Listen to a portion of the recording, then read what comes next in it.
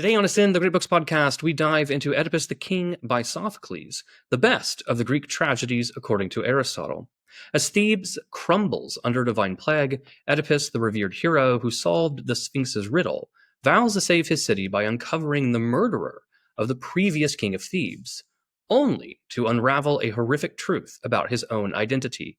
Guys, I was not completely sold on this play at the beginning. I don't think I had an appreciation for some of its technical aspects. But over time, I very much have come to appreciate this play, particularly the theme of self-knowledge and self-identity. And I'm also in debt to the two guests that we had on, because when we recorded this episode, I was a first-time reader. So I'm in their debt for guiding us through it. Also, I just simply want to say thank you to all of you. Thank you for reading the replays with us. Thank you for your support of Ascend. Thank you for all the nice feedback that you've provided us. It means a lot. I want to have a grateful heart, and it's very humbling as well. So thank you so much. So join us today as we explore the crushing weight of fate, human arrogance, the theme of prophecy, the role of self-knowledge, and the backdrop of cosmic order, all wrapped up in Oedipus the King by Sophocles.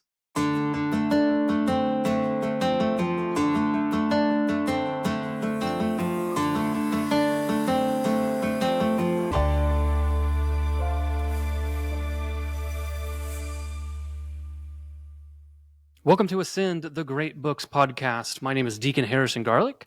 I'm a husband, father, and I serve as the Chancellor and General Counsel for the Roman Catholic Diocese of Tulsa. You can check us out on Twitter, or now X, YouTube. We have a Facebook page, and you can support us on Patreon. You can visit us at thegreatbookspodcast.com. We have multiple guides and articles to help you read the great books. And today we are discussing Oedipus the King, or Oedipus Rex, the second in Sophocles' Theban plays. Today, we have some wonderful guests. So we have Mr. Eli Stone, who used to work at the Chancery of the Roman Catholic Diocese of Tulsa with me as a coworker. He's also an on and off member of our Sunday Great Books, and also discerned with the Western Dominicans for a while. Eli, how are you doing? Doing all right. How are you, Deacon? Good. It's good to have you back. And you're still over at the Honors College, the Great Books College at TU? Yes, I'm still over there. We're just now wrapped up with the semester, and so it's all good. We're very excited for another one to come, so we're still doing some prep work for that. But yeah, and then actually I just got accepted into a master's program in classic education myself at Benedictine College, so I'm very excited to begin that. Hopefully I'll be able to break into the teaching world. So that's kind of my new dream. It's exciting. No, that's really exciting. We're very happy to have you back. I think you helped us navigate the passages with Nausicaa in the Odyssey, which we greatly enjoyed. Yeah, it's one of my favorite passages, and this has actually become one of my favorite plays for similar reasons, with some of the rhetorical and the sort of the sophisticated sort of writing and in the dialogue. And that was really something I really enjoyed in the Odyssey. And that's something I'm finding here in this particular play written by Sophocles. So yeah, I'm very excited to start talking about it. Yeah, no, very good. We also have a new guest, a guest that hasn't joined us before, Mr. Josiah Moser, who I think we first met in a Dante reading group, which in certain ways was like the preliminary to this podcast. We read Dante's Inferno over Lent, which I greatly enjoyed. Yes, that was a great time. So tell me a little bit about just like your Great Books classical education exposure. Yeah, so I was homeschooled all my life. I was raised by Protestant parents, but very devout. They always wanted to educate and catechize me very well. And they really started homeschooling, I think, long before it became as common as it is now. And I always considered my mother as sort of like a connoisseur of different curricula and ways of teaching. And she didn't discover really classical education until I was in high school. And we have a group called Classical Conversations. It's actually a national program. There's a lot of people that are using it now, at least throughout the nation, if not the whole world. But there's a very large community of that in Tulsa. I was part of their first sort of the last stages of it. My last 2 years in high school, I got to be a part of that. So I missed all of the foundational stuff that is so important to a classical education, but I got to engage very much with the classics and the great books during that time.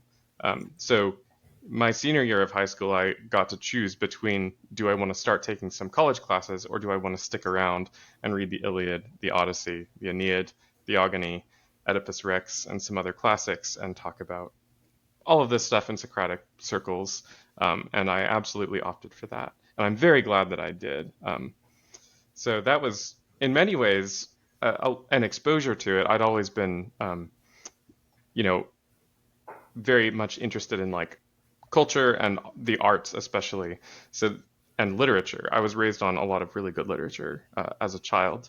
And that kind of was always with me, but this was kind of a way of taking it to the next level. I recently read, my first time actually reading the Theogony was here on the podcast, was actually when we read it earlier for like a year of Greek poetics. And I had always heard like, it's really boring. It's just like this litany of like, this god came from this god. I loved it. Like, I thought it was so interesting to like parse that out. It really is. I found it fascinating, and it gives you a little bit of an insight into sort of in a certain sense, the chaos of the pagan way of understanding the deities, but in another sense, also the way that they tried to order nature according to these sort of patronages almost. One of the projects we had was to draw a family tree. Most people sort of abridged it or made a selection, and I tried to get the whole thing.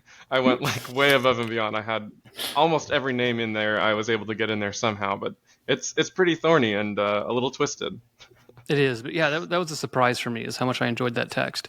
And then you also are a convert to the Catholic faith, correct?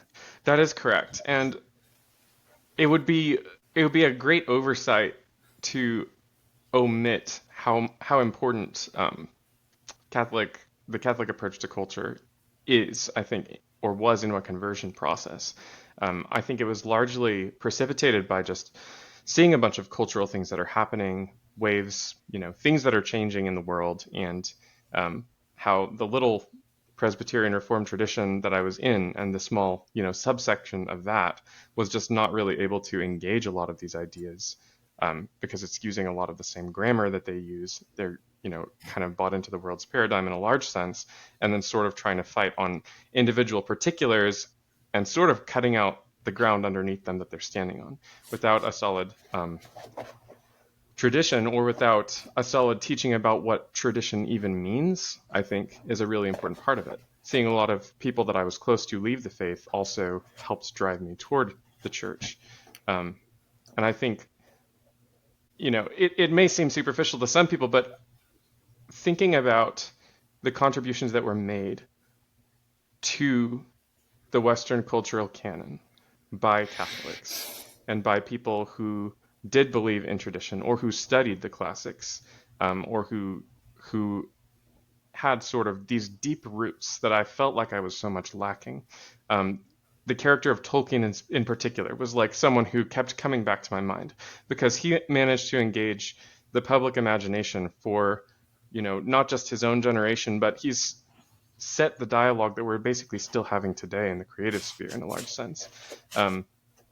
And he was a student of the classics. He studied so much of ancient and medieval literature, and he was also a very devout Catholic.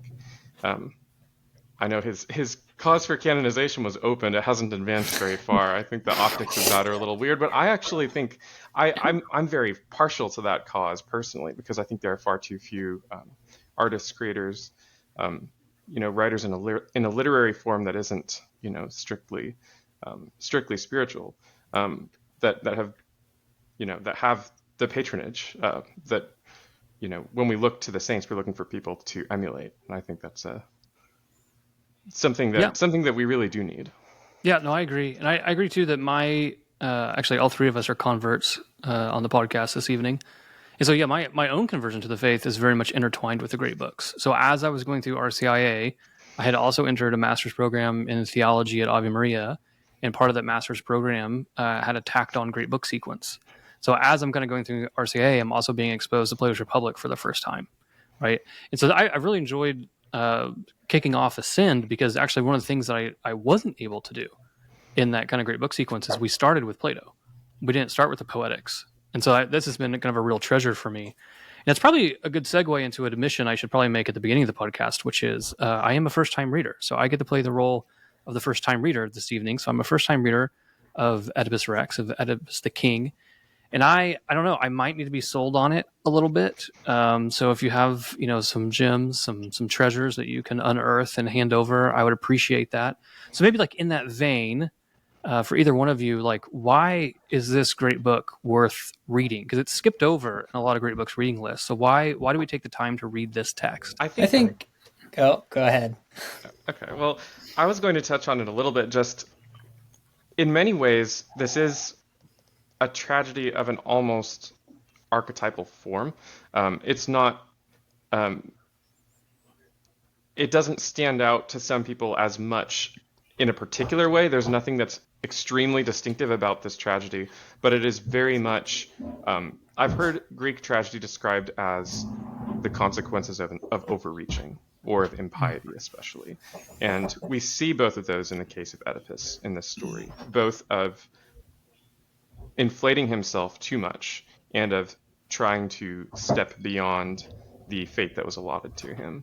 What do you think, Eli? Yeah, I think so. To speak a little bit about the lackluster impact, perhaps, I think part of it is because most of us are very familiar with the story already. Like it is our culture, as much as it's saturated, like everyone knows Freud, right? Like the Oedipus complex, like everyone knows the general gist of the story, which I don't think is necessarily a problem, because obviously when this is first being performed, when Sophocles is first writing this, his audience obviously already knows the story. He's very similar to something like the Agamemnon plays, right? The Oresteia, where you have Aeschylus writing about all of the things that happened centuries ago with Agamemnon's family. Like everyone knows the story. So I think the problem is that we as modern readers tend to approach a book trying to figure out what the end is, or like,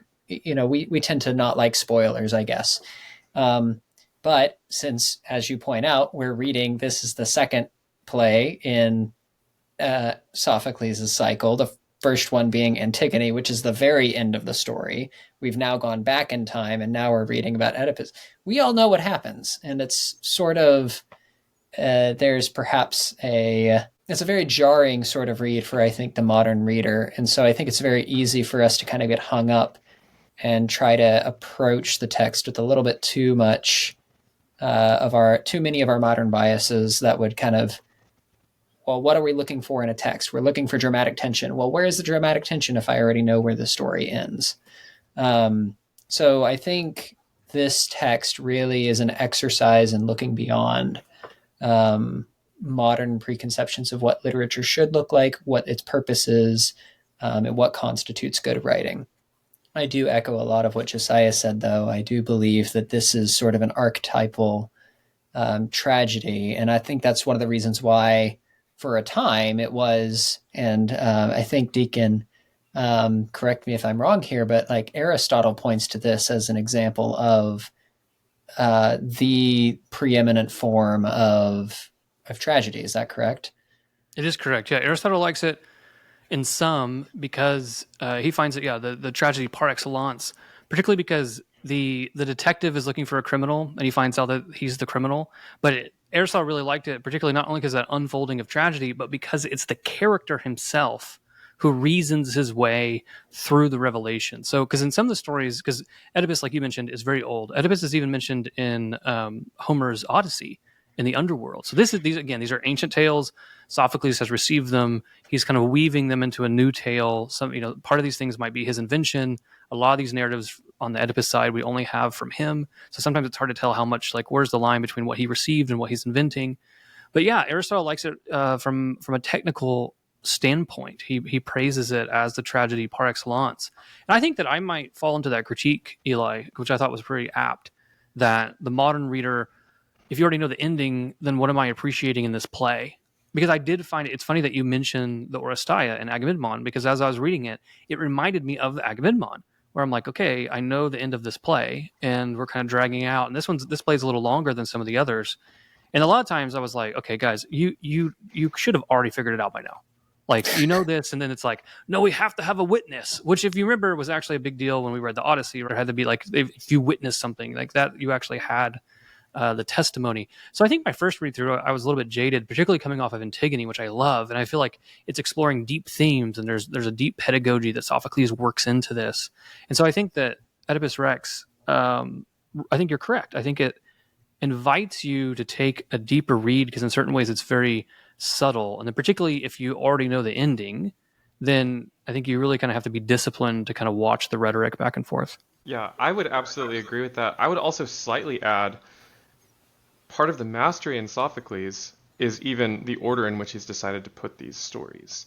Because you mentioned that it opens with Antigone, and even though that happens chronologically last, in a certain sense, that's actually sort of setting the stage for the other two, because all three of these are about Oedipus. Antigone is basically showing what happens after him, but these two are showing his life. So in another important sense, this one is important in particular because this is at the central moment of his life, the one that defines him as a character. And it's really the unfolding of the information, the unfolding of the revelation, basically. And revelation is a good word because so much of this play has to do with the faculty of sight. And all of the plays that they have on sight and light, which, with Apollo being the primary god concerned here, being the god of light and of song, and of even of happiness in some senses, I think. It's very key there. But yeah, it is very central between showing basically what comes after him, showing what happens, or like the cause of his downfall, basically, and then the final one being actually in many ways sort of redemptive.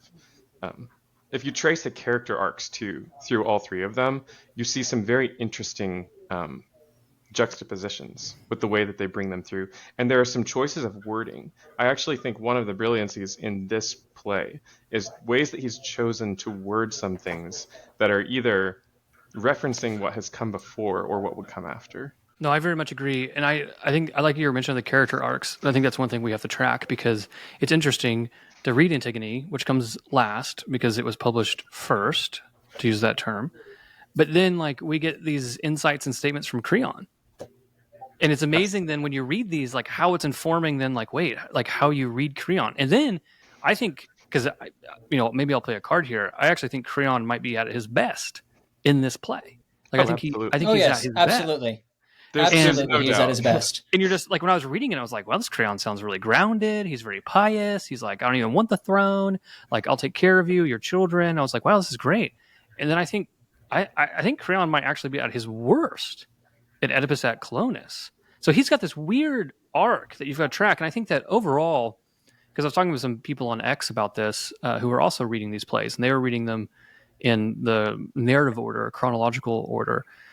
And so one of the things I think that you have to see is that when you read them in the way that Sophocles wrote them, then you can kind of rest assured that you're tracking the way his own thoughts develop and how he's also unpacking the characters. And I think one of the themes that we have to look into, there's a couple themes. I think prophecy is a big one that we have to look into.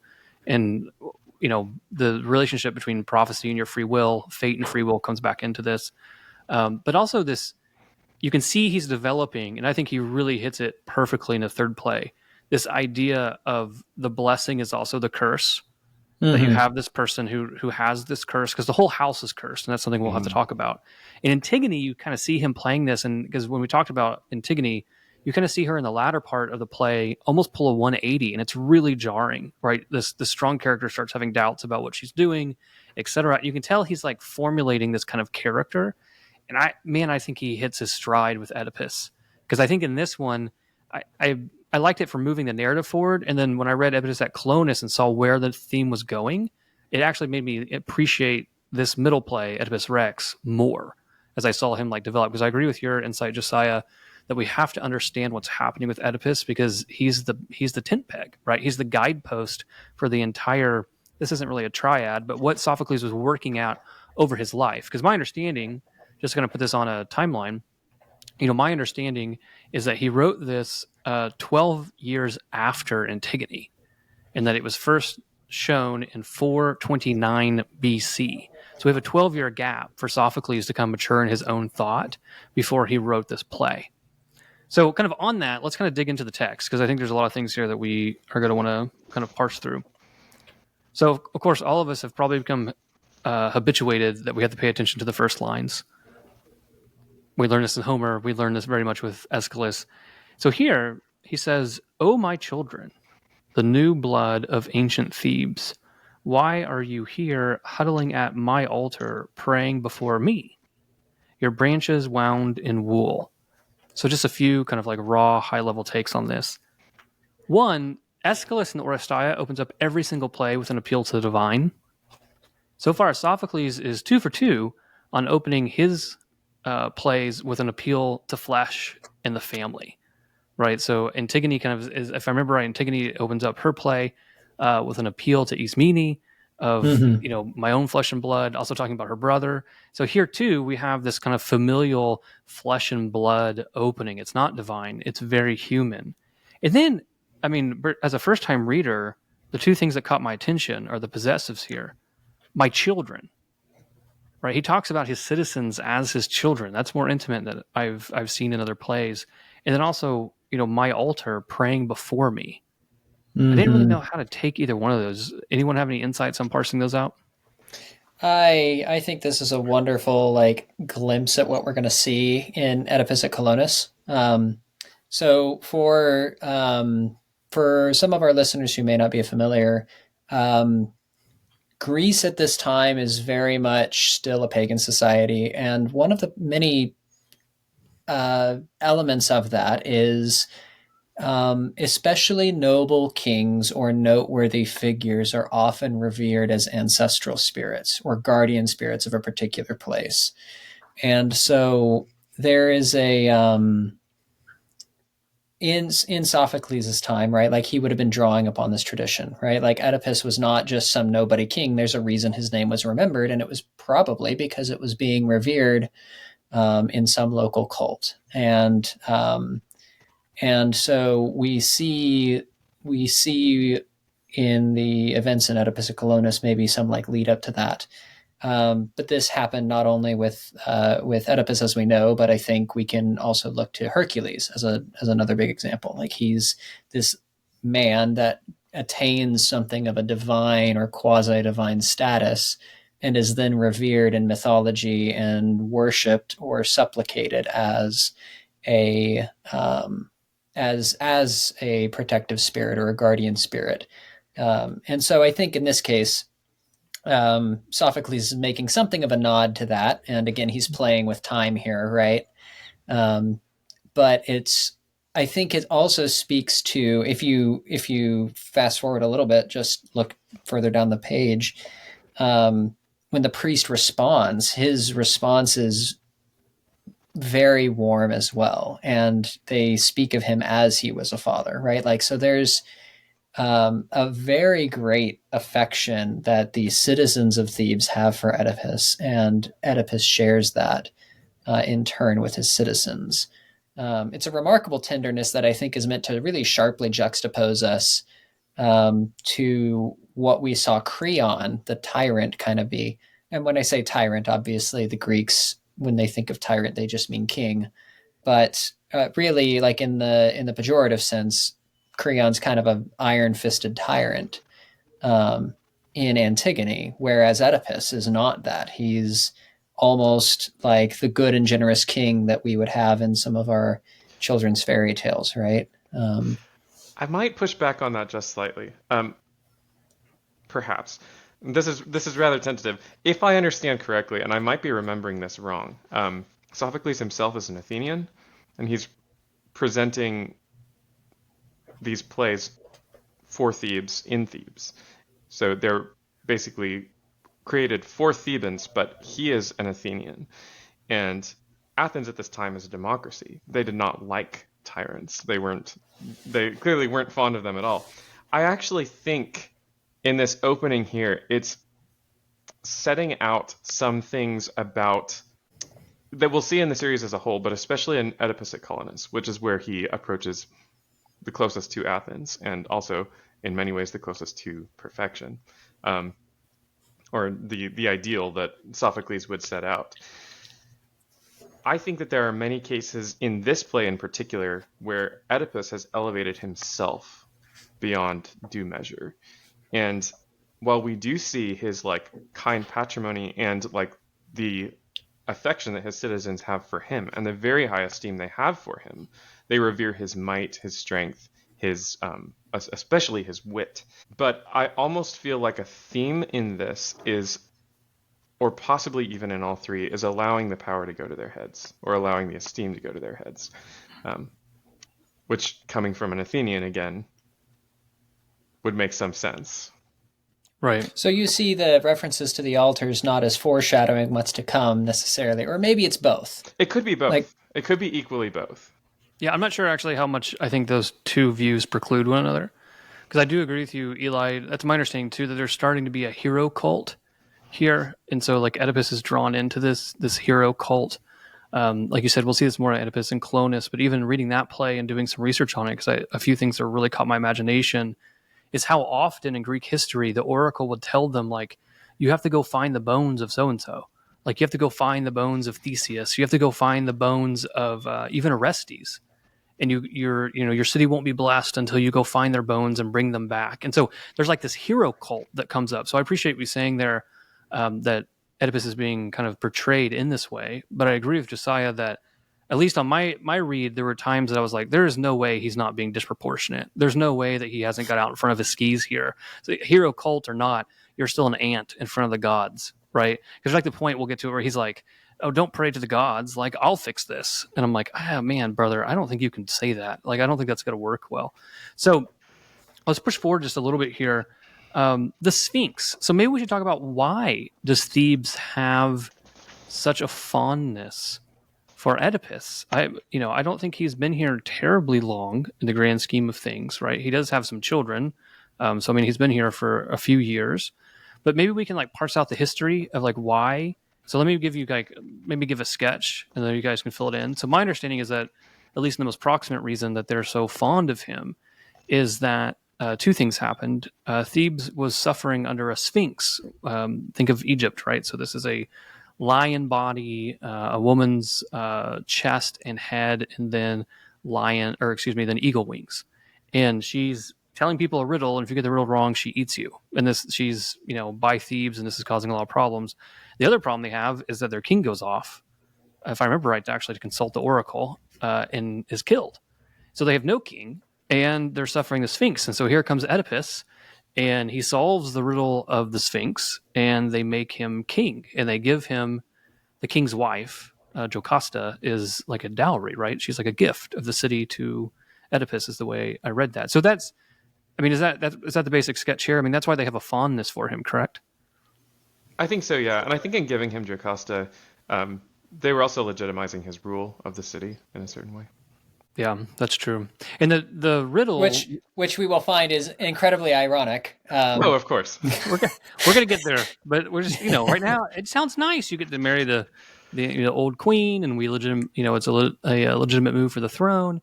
Yeah, and then the riddle is like a famous one. So if I remember right, it is what not crawls, maybe what's on four legs in the morning, right? It's like what 4 legs in the morning, 2 legs in the afternoon, and 3 legs in the evening.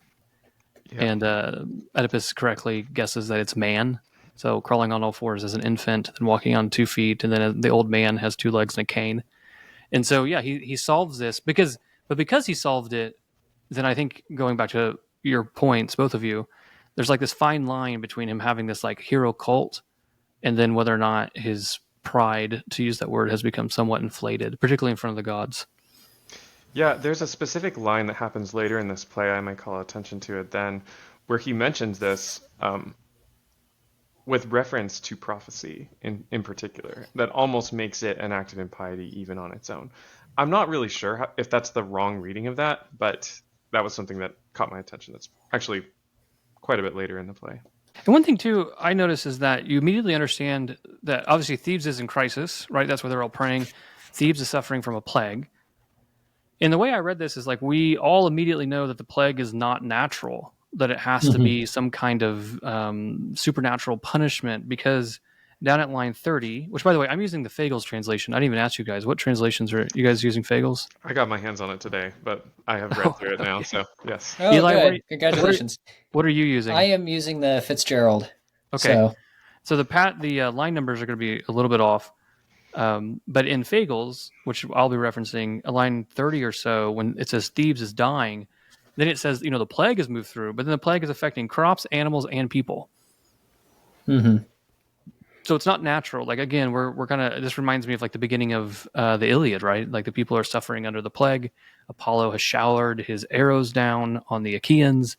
Something terrible is happening. So we see this is going to be some type of divine retribution against Thebes for some crime or something that's happened, right?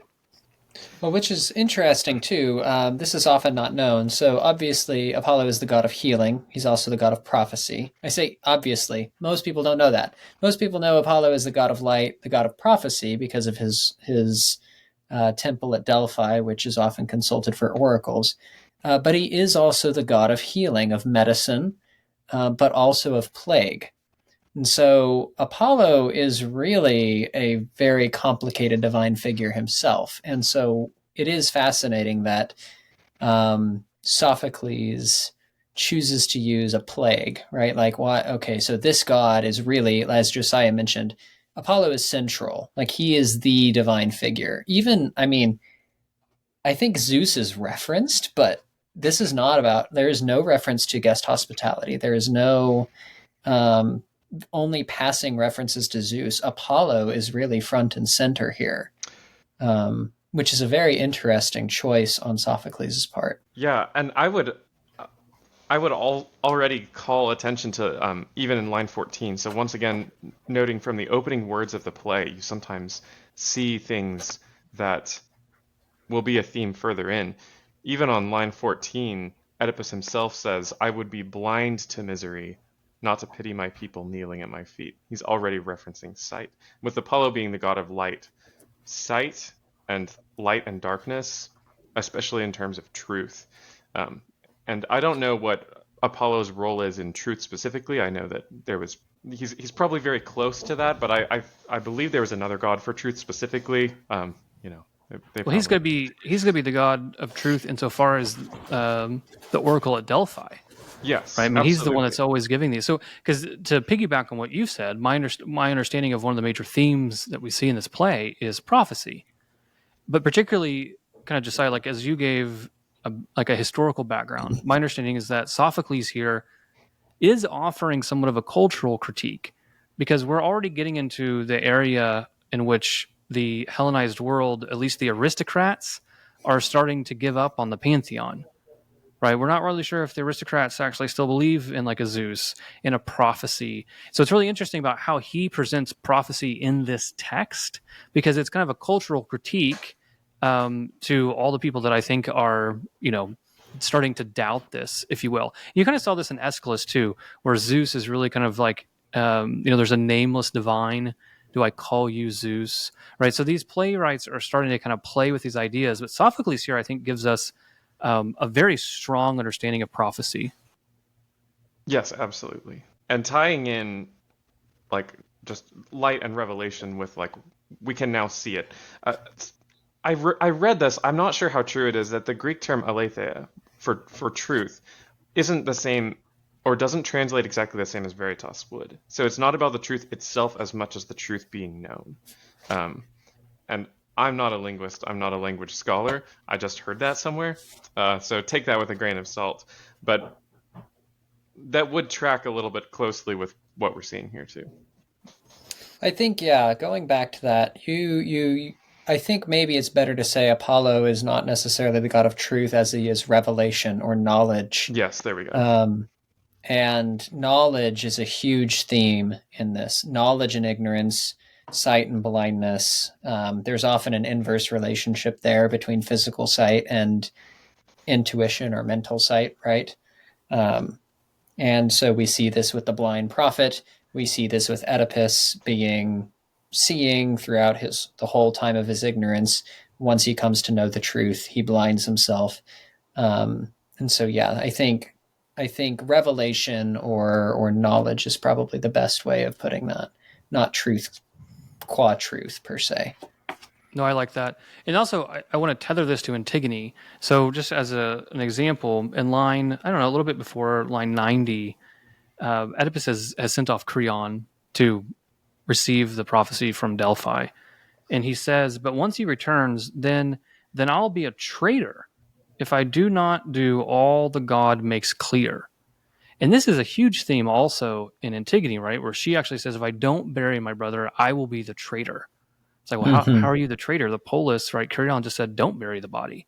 So how are you going to be a traitor if you do it? Well, or you don't do it? Well, because you're a traitor to the gods, right? You're a traitor to this larger divine cosmic order. And I think that's really one of the themes throughout all the Theban plays that Sophocles is trying to push through, is that there really is this like cosmic order, right? There's a cosmic order that's greater than man, that man, even someone like Oedipus, right, who at the beginning can have this, he's basically starting of a hero cult. I mean, he saves Thebes, he marries the queen, he's becoming king.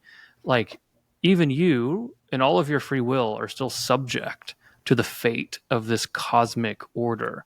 In Antigone, you see Antigone aligns herself at her best. Antigone aligns herself with that cosmic order against Creon, who can really only look down from the polis downward. He can't really look up and see the order that he's subject to.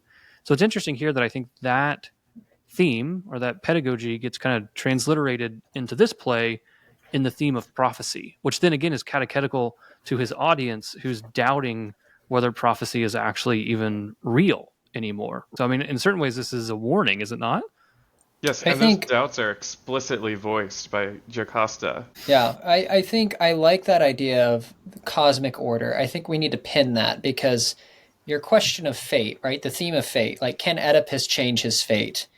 And if he can't, then like, I mean, at the end of this play, it's quite despairing. I think we need to ask that question. So let's put a pin in that and kind of come back to that later, that fate question and how it relates to order, the kind of cosmic divine order. So Apollo, I mean, just like hitting some high points in the narrative. So around like 110, Creon comes back and says, hey, this is what we have to do.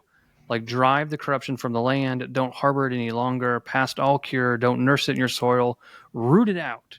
Okay, well, what do we have to do? Well, you're harboring the murderer of the past king, right? Laius. Is that what he said? Laius? Yeah, Laius. Yeah. Right? You're harboring the murderer of the past king of Thebes, right? So you have to like root him out. And of course, like, as we already know by now, our tragic plays always have a lot of irony. So then we get this like wonderful response from Oedipus in which he's going to root this.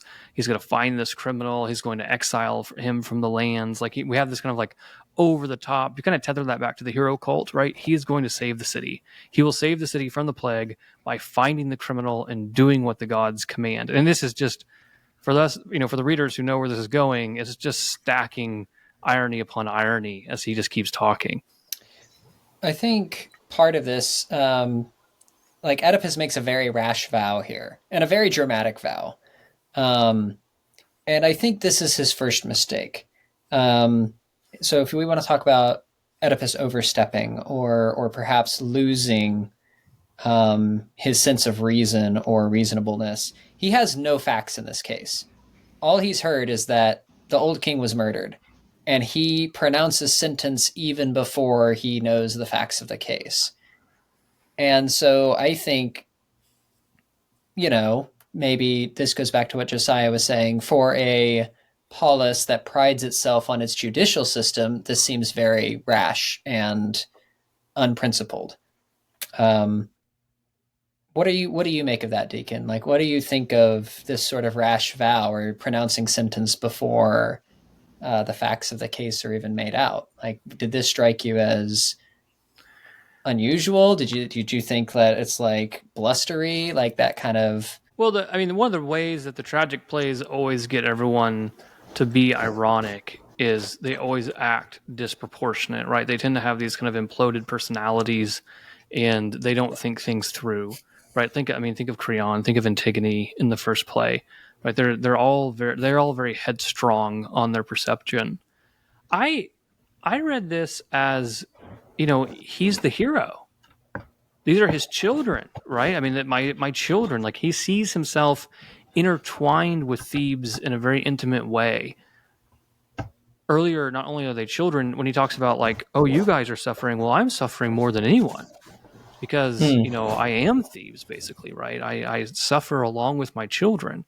So I found it, yes, disproportionate. I found it almost like he needs to retain the savior role. Like he has like a savior mentality, and he has to retain that, right? He has to keep it. And so he kind of leads him into, I think, speaking before thinking. And so I tether it more to that hero cult, if you will. I don't disagree with anything you said. Yeah. That was like my first time read of it, is that I just think he's being disproportionate because he wants to be the hero. He wants to save Thebes. Yeah, and I think the valid question here, though, is why does he have to be the hero? He has earned that place, but we'll see very soon that has become non-negotiable for him, regardless of what the gods or anyone else has to say. This is where he belongs. He's found a home here, and he's unwilling to give it up for anything. Right. He almost plays, Eli, one thing I think about is a line, I don't know, this is in Fagles 155.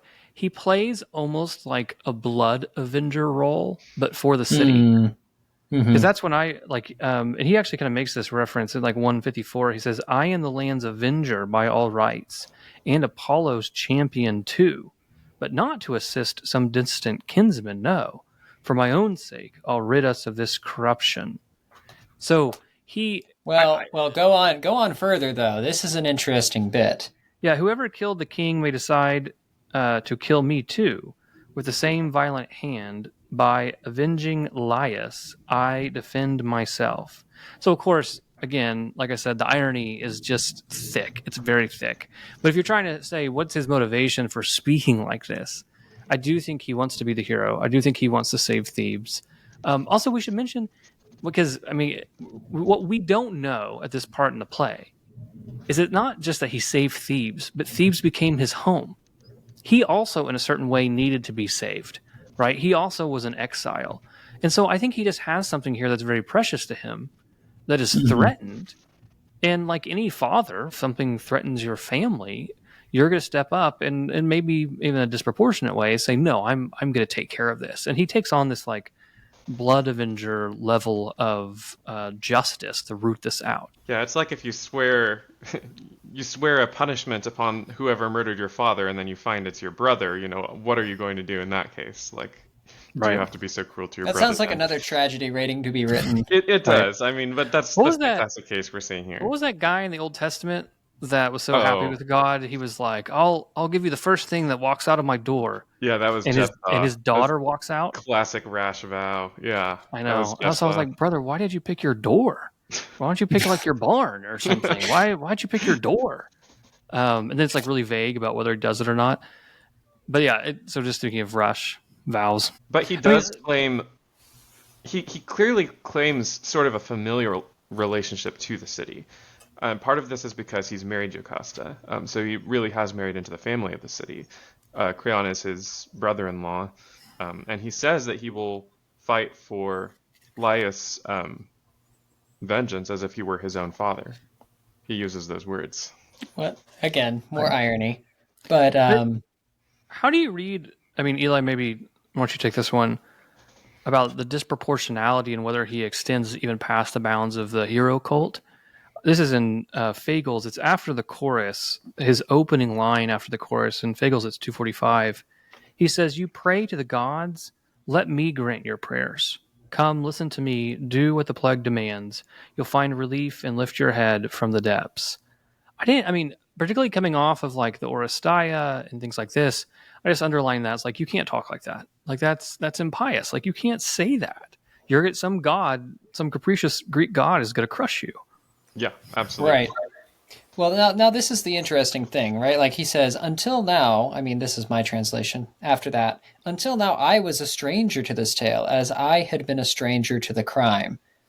Of course, just more irony. Like we can probably just assume that anything that we say is going to be there's going to be some layer of irony in it because it's just very, very thick and very present through all of this. But it is interesting that he seems to suggest how could I have known about this? Like, and so it's like this is only a problem because I didn't know about it. And he seems to imply that if he had known this prior to everything else, he would have like already dealt with this problem. Like he seems very self-assured. Like he sees he seems to see himself as the solution to all of Thebes' problems, which he was the solution for one of Thebes' very big problems. And given the fact that his citizens seem to laud him, it sounds like he's a competent ruler. Like it doesn't seem like that's unearned necessarily. But I do think that there is. I think we see a weakness in Oedipus's character here.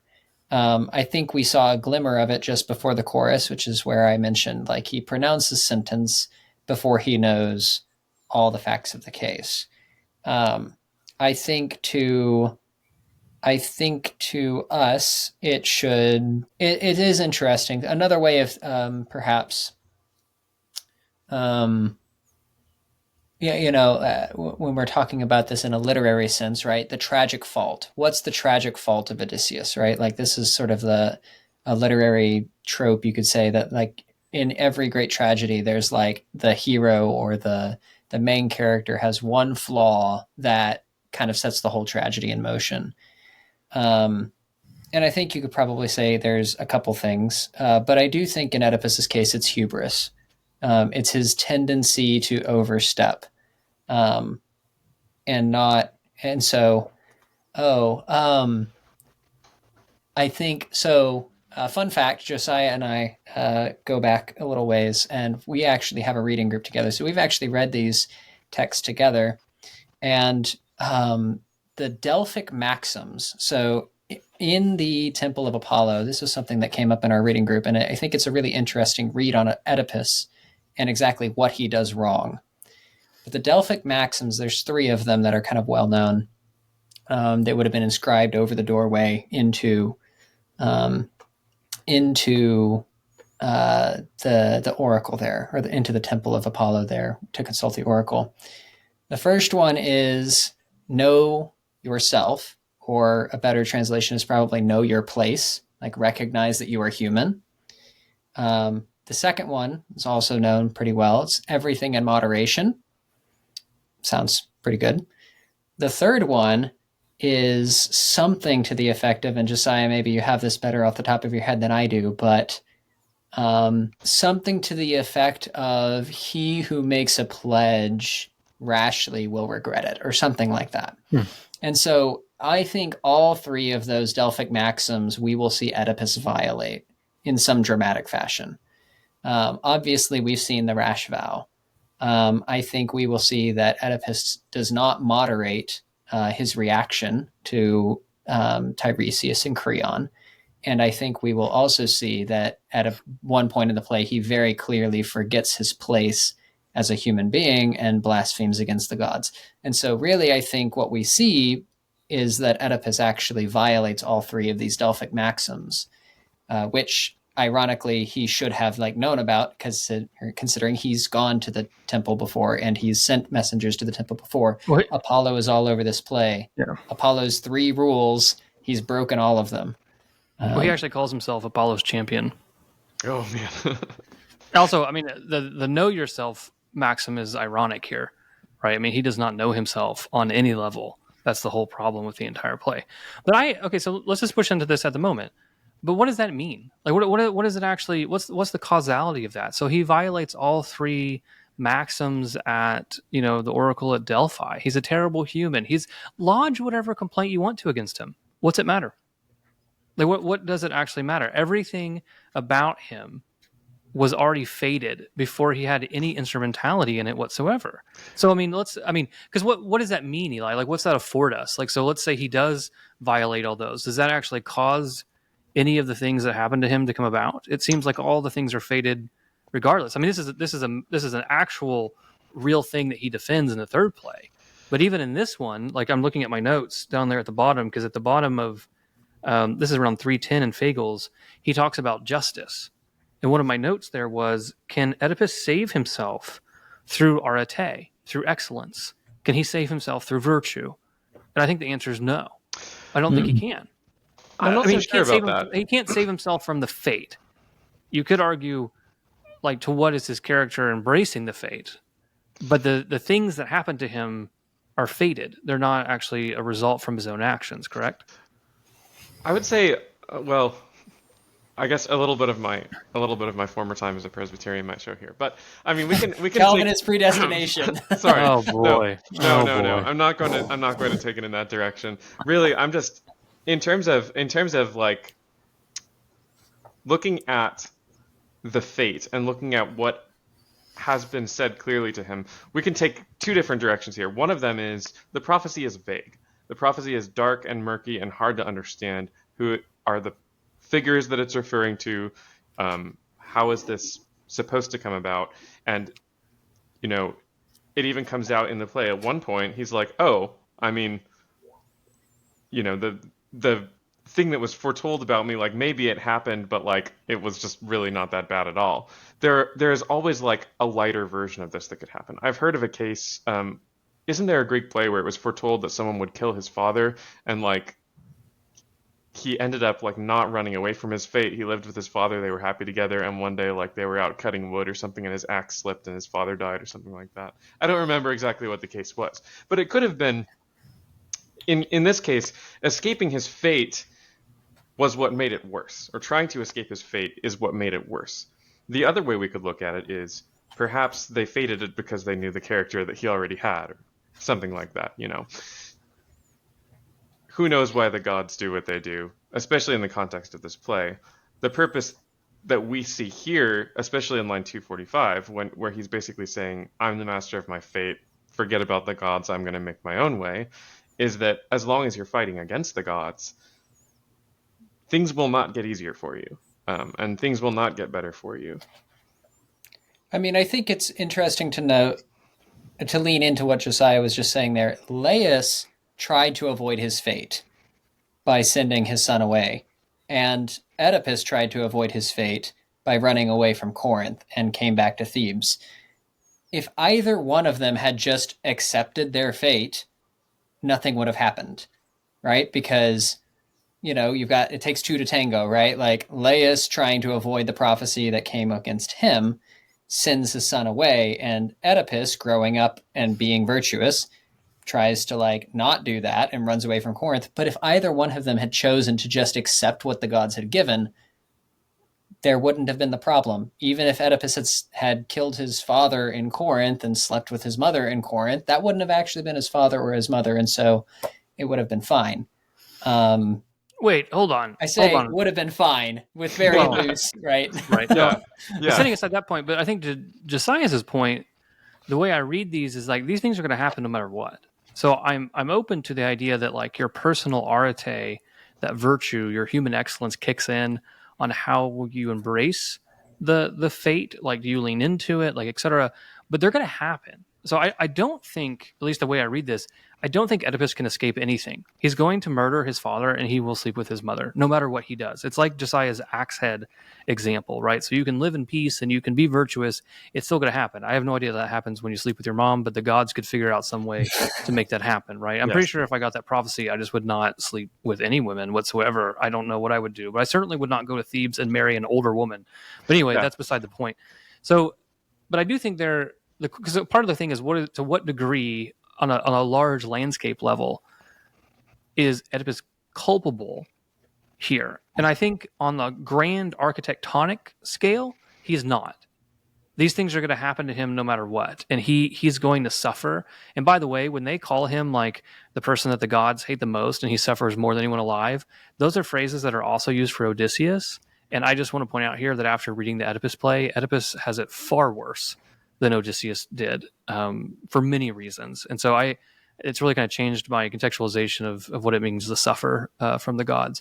But I do agree, though, that within that architecture, that these things will happen to you.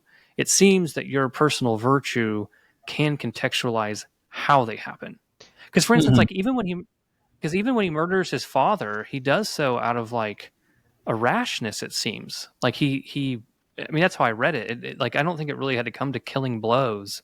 He basically gets pushed off the road and gets angry and then beats everyone to death with a stick, his staff. It sounds like very flippant. Like he was just like, oh, this happened to me and he was going to hit me. And so I killed him.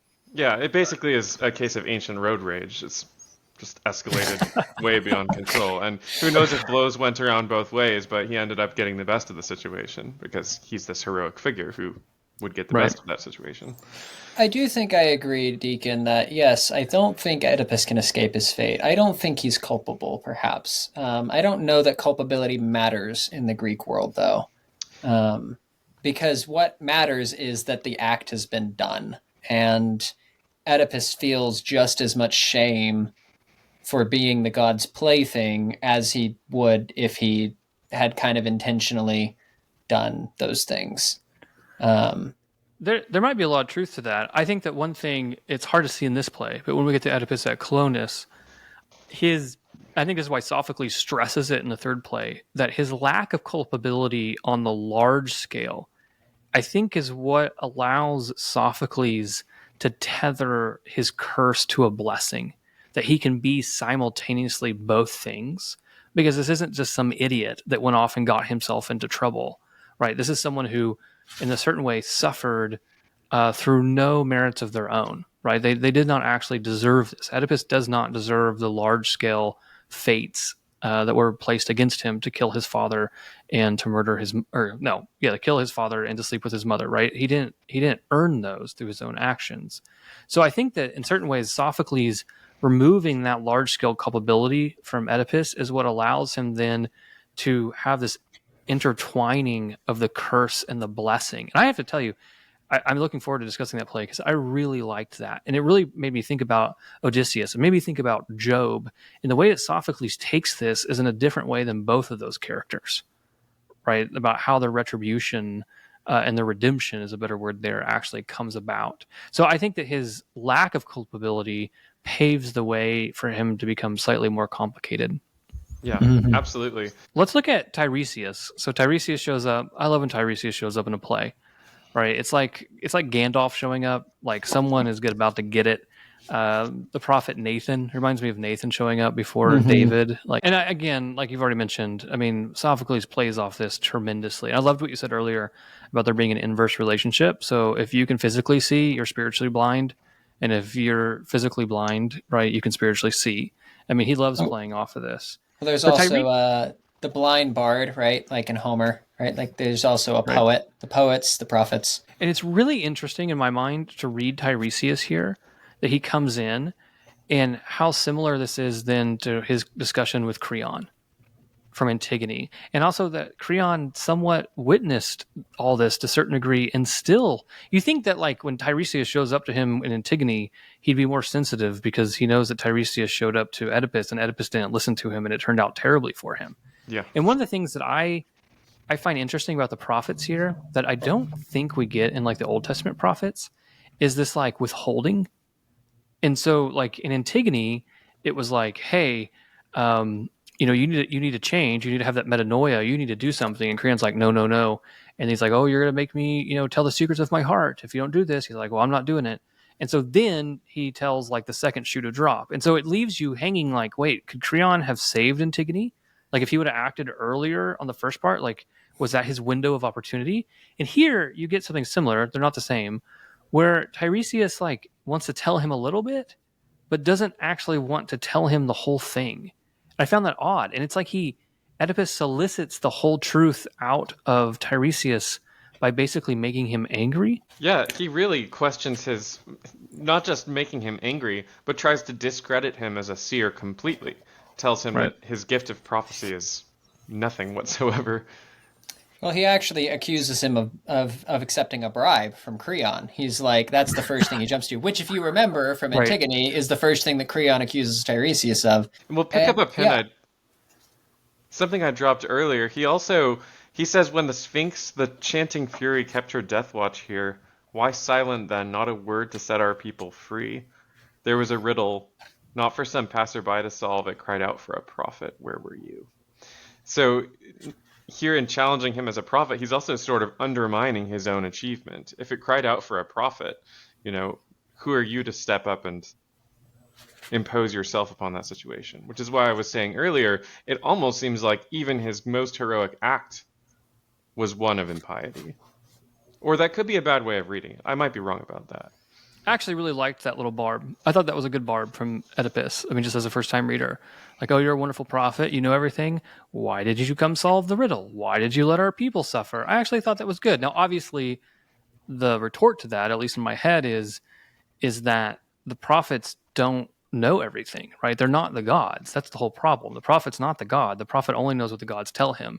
So it's not like Tiresias can just go around solving everyone's problems. What did we take? So kind of towards the end of their back and forth, in Fagles, this is 499, when Oedipus is starting to kind of clue in, maybe just a little bit, right? Because Oedipus is like, parents, who? Wait, who is my father? Right? We're starting to have a little bit of, there's a little bit of daylight here. Oedipus is starting to get some questions.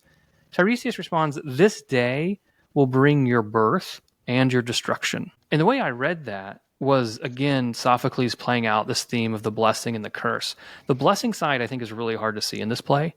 I'll be honest with you. I think I see the blessing side in this only because I've read Oedipus at Colonus, and so you're looking for it. Because when I've read this the first time, just like a raw take, this was just a downward spiral. Like there's no. There's no hope. There's no hope at all. There's no redemption.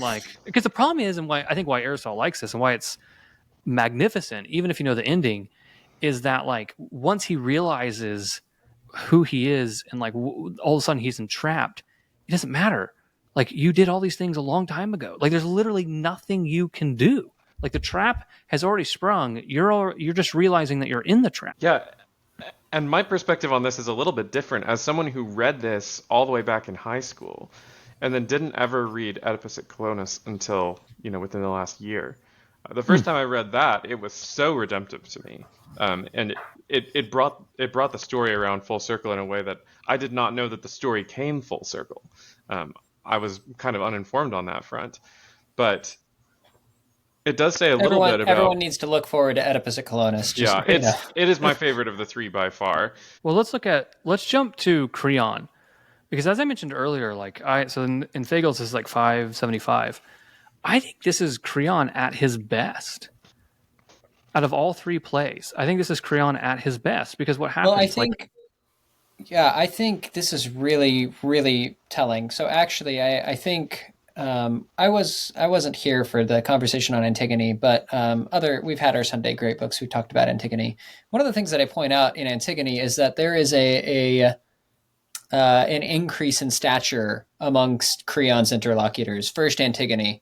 Right, like she's a woman, she's like a subordinate to him, like in the sense that she's a lower family member, she's a woman in a society, she's a subject, he's the king, right? So there's all of these relationships.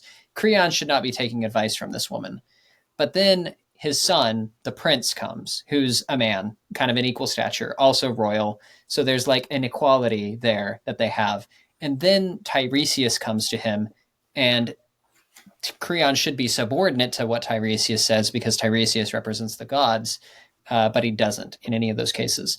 Here, we actually getting the same sorts of relationships, but in their inverse order. So Tiresias comes first to Oedipus and tells him what he needs to say. And now we have Creon, and Creon is acting much as Creon's son, Haman, he in that play in Antigone is acting like a voice of reason throughout. And here Creon is the voice of reason, right? So there is this sort of inverse. And then later, of course, we have Jocasta, whom Oedipus, this is his wife. Maybe he shouldn't be listening to her in that sense because she's like excluded from the normal social purview of like who would be a good person to listen to in these circumstances, whose advice should you be taking. But I think in another way, if you think that Jocasta is his mother, he really should be listening to like his mother, right? Like, so there's this sort of, there's really, I can't tell if there's an inverse relationship in the people that Oedipus should be listening to and he's choosing not to, or if it's actually the correct one. But I digress. Either way, I do think it is interesting that the series of conversations is exactly mirrored from what we saw in the last play. No, that's a good structural parallel. I like that a lot. Do you think though that so this is kind of Creon at his best in a certain way? Like he's very docile. Oedipus throws a lot at him, and he just seems to let it slide and comes back. He seems very loyal, particularly since we read it in publication order.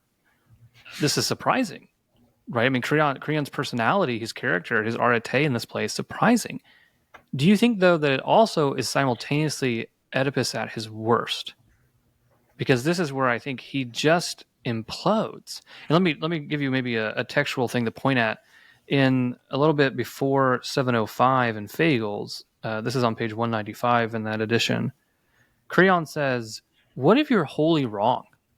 Like Oedipus, like, what if you're wrong? Like, what if you're wrong about all this? Oedipus responds, "No matter. I must rule." Creon responds, "Not if you rule unjustly." So a few things here. One, like this, Oedipus seems to, whatever order Oedipus was trying to work within, he seems to become the tyrant, right? In the our sense of the word, in which he is putting his particular good above the common good of the polis. Here too, like it's almost painful to see Creon handle this conversation so well and see Oedipus slip into tyranny when then he himself slips into tyranny when he becomes king in Antigone. In certain ways, he might forewarn about this, that he actually doesn't want the power of the throne and things like this. So I think there's some context that Sophocles gives us. But in that kind of relationship, Creon seems to be at his best. Oedipus here seems to be at his worst. Yeah, it's interesting. It's almost like the authority makes them paranoid a little bit. I was about to say, it's a different kind of paranoid because you see tyranny in both cases, but for kind of different reasons as well. I was about to say, I think it's like this is the curse of kingship, right? Like, and Creon points to it, right? Like, I have all of the power of the king, but I sleep at night. Like, and I think maybe going back to Josiah's point, like, is this a critique of a tyranny or a monarchy, right? Like that, the one person who's in charge also is constantly afraid for his life that he's going to be assassinated because the next person to do that gets to be made king, right? I think maybe this is a partial critique, but it does seem to be a curse analogous to the curse that Oedipus's family has, which is that, like, there's this, sort of incestuous relationship going on, and like fathers killing or sons killing their fathers and all of these things, much like we see in Agamemnon's family, right?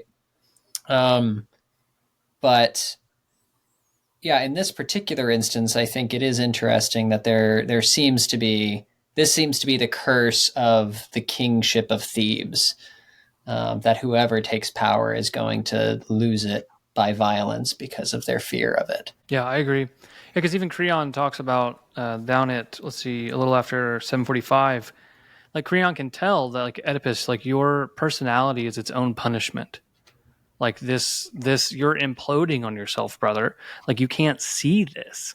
But it also, like, there's just a thick irony to it because it's the exact same critique that you can make of Creon. Because I would say, and for those of us, or for the listeners, when we worked through Antigone, I think Creon, I gave a strong defense of Creon throughout Antigone, that he's trying to hold a polis together that's just gone through a civil war. Sophocles really likes this analogy that the polis is like a ship. It's actually used multiple times in this play, and it's also used in Antigone, right? He has a wonderful line when he first opens, you're introduced to Creon, right? The ship of state has been rocked, but the gods have kept it safe, which, again, irony. But Creon, I think at the beginning, really presents himself as like a common good character. Like we have to hold the polis together. And even like his understanding of justice, you hate your enemies and you love your friends. And for him, the polis is the judge of that, right? You can't be a traitor to the city and we bury you. We hate our enemies. You just go out there and rot with all the other generals that attacked Thebes. So here, again, Creon's character is like somewhat jarring because he seems to be just so long-suffering and docile. And again, yeah, what is it about Thebes and that throne that just seems to make people implode?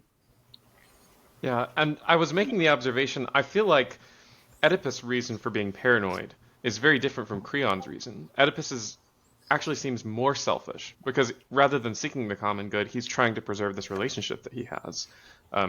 not just with Jocasta, but with the city as a whole that has come to revere him. He doesn't want them to lose the leader that he thinks is so worthy, but he himself does not want to lose the city that supports him either. Right.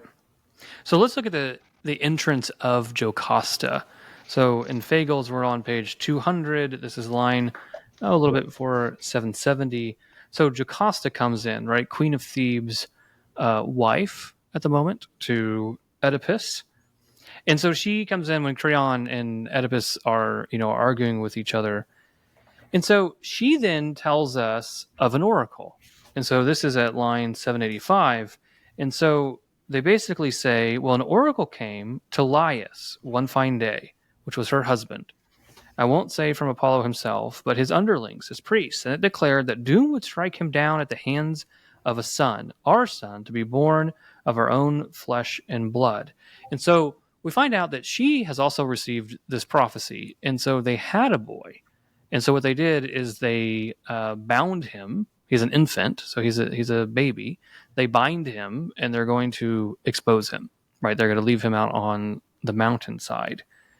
So one of the things, though, that I think is maybe worth mentioning here is that you already made, Eli, a good comparison between this play and this kind of lineage of Oedipus to the house of Atreus with the Iliad and the Oresteia and things like this. And this one, too, just a little bit of backstory from my quick understanding, this one, too, has a multi-generational curse. The whole house is cursed. And just like with Agamemnon, we kind of enter like in media res. Like we don't get the first generation that's cursed. We're here on the second or third generation. And so my understanding from Laius is that he was cursed by Apollo. So why does he even get this terrible oracle? Right? I mean, that's actually, the play doesn't answer this question. Like, why does he get a terrible oracle? Like, why is this justice? And so my understanding is that Laius, when he was younger, served in the house of a king, and that he raped the king's son. I don't remember his name, but he raped the king's son, and then the son kills himself. And so Apollo, one of his patronages, which according to everything we've had today, he has a lot, right, is young men. And so it's Apollo then, like there's a punishment that's put on him that his own son will kill him. And so this is what Jocasta is trying to play out as she discusses this oracle. Yeah, and I think obviously too, right, there's this suicide, right, like that in Laius's case, right, like this boy that he had this relationship with. And obviously we've seen that Antigone kills herself at the end of Antigone. Jocasta, we're not at that point in the play yet, but that's what ends up happening at the end of this play. Spoiler alert for a 2,000-year-old book. But yeah, so I think that does serve to provide a lot of context to like what's going on here and why is this curse playing out? Like, why is everyone doing this? Like, what's going on here? To Josiah's point, though, earlier into our discussion, this also then brings in the question of the relationship between what is fated to happen to you and your excellence in embracing that fate. And I will tell you, Jocasta here is not an empathetic character for me. Like in Laius too. So it's like, you guys get this prophecy. You also get this prophecy because you did a heinous act. And so then you turn to another brutality, right? So you're going to expose this infant, which, obviously might have been more normative for them than it is for us. But at least there's this thing there, like he's not deformed. He's not going to be something contrary to the polis common good just because of who he is. Outside the prophecy. This is because you're trying to avert it, right? So you've received your fate. And so it seems like they can be critiqued because instead of like, okay, well, then I'm just going to be virtuous towards my son. And yeah, maybe the axe head hits me or, he accidentally tripped down the stairs or something and I die. No, I'm going to have this, I'm going to try to expose him, which is very clearly trying to get out of fate. And I think that's the irony, right, of all these tragedies, is that as soon as some character's like, I know what I can do to escape my fate, you're like, this is going to be awful. Like, I don't know what the plan. I like whatever your plan is, it's going to be terrible. 10 times worse. Makes it 10 times worse. Yeah, and I think, as you said before, Oedipus isn't culpable for the essential facts of killing his father and sleeping with his mother. But I think we could consider this prophecy as something of a culpability multiplier almost, that those few acts that he did in his life that were reprehensible, his rage on the road, his rash vows, you know, and any impiety that he's committed makes him so much more odious to the gods that are already going to take any chance they can, apparently, to make his life more miserable. So any opportunity he gives them is just going to seal his fate so much worse. I think too, perhaps, really, and I mean, in this instance, right, Yocasta's like kind of conclusion to this whole thing is like, see, prophets are worthless because that kid's dead, right? Just the Wink, worst wink, take like, ever. I mean, but yeah, I mean, this is just a tremendous impiety, like just almost as close to blasphemy as you can get. And I think obviously Oedipus slips into this. Maybe there's some like Adam and Eve imagery here, right? Of like the woman leading the man, into this bad sort of way of thinking about the gods or prophecy or what have you. Which obviously sort of mirrors what we saw in Antigone, where Antigone seems to have the right and kind of upright sort of way of going about it. But really, I think it's Oedipus's impiety. So again, like if we're talking about those three vows, or the three Delphic maxims rather, that Odysseus is kind of breaking. Like he's made a rash vow. He's immoderate in his conversation with Creon and lets his temper sort of drive the conversation. Here, he's forgotten himself. He has ceased to. Like kind of like you pointed out, Deacon. He's never known himself actually. But even in the capacity that he has known himself, he has forgotten his place and chosen to speak ill of prophets and the gods. Yeah, I mean, outside of having amnesia, Oedipus might not know himself the most of any human being that's ever walked in a Greek play, right? I mean, that's part of the irony of the play and why it makes it fun to watch him find the criminal and discover that it's himself. So I do have like one esoteric take here that I was just going to throw out, which is the three crossroads, right? So we get this story, and we meet at the three crossroads, and we find out that obviously like this is his father, right? So they had this narrative, and so they play this out. But I really caught my attention that they kept stressing that this happened at the three crossroads, and I was really curious, and I failed to find confirmation of this, of whether or not this is an esoteric reference to Hecate, right?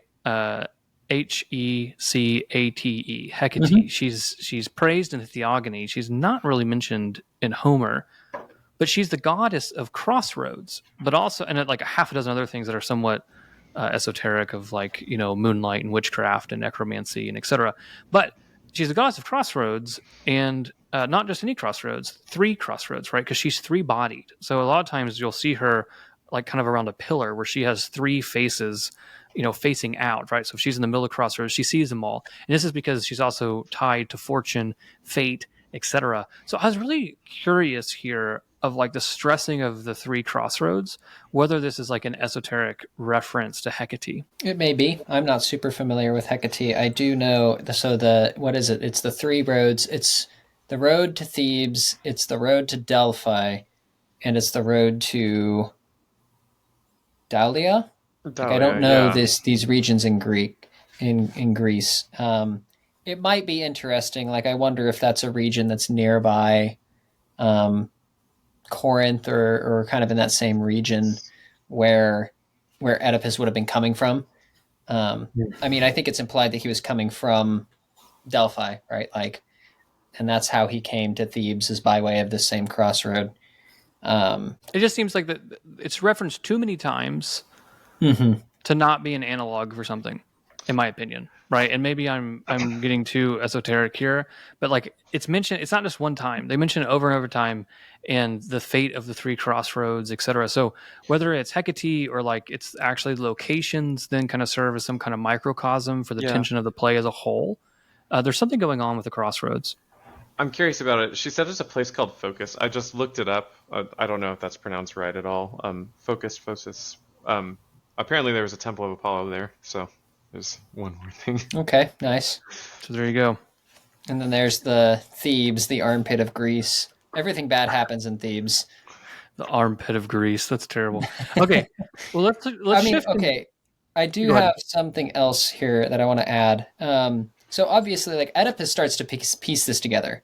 Like he starts to figure out, like, oh, I actually killed the king. Like he doesn't now.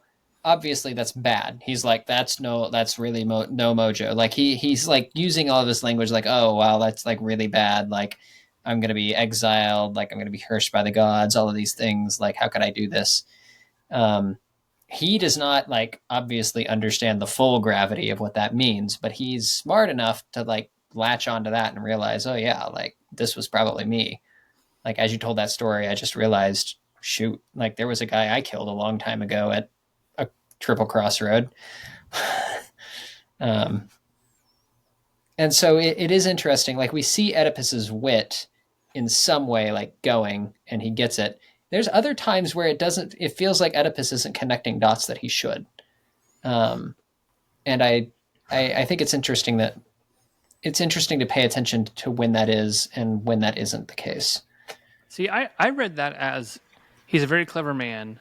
I think he's already connected the dots. Because some of the questions there I have is, when is it that these characters actually realize it as opposed to when they actually express it? Because Jocasta figures it out, right? She's the most explicit, where you realize, like, all of a sudden she's just like, stop asking questions. Don't ask any more questions, right? You're like, what are you on about? And then she just leaves and goes and kills herself.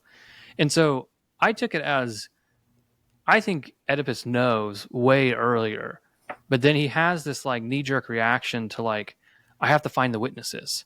Like I have to confirm these things like from the witnesses. But I took it as that it's not that he's not clicking, but rather like he's trying to grasp for like even the killing the father. Well, we got to find this witness because, one of the stories said there were thieves. There were plural. So maybe I just happened to kill the guy that looked just like the king at the location, but it was two different events. So we're going to ask the witness. So I felt like he's like kind of squirming here to get out. Well, but I think he already knows that fate is crushing him. Well, even there, that's interesting because what is that witness? He's an eyewitness. He's like trying to find someone who can rely on that physical sight and like hoping that that can redeem him.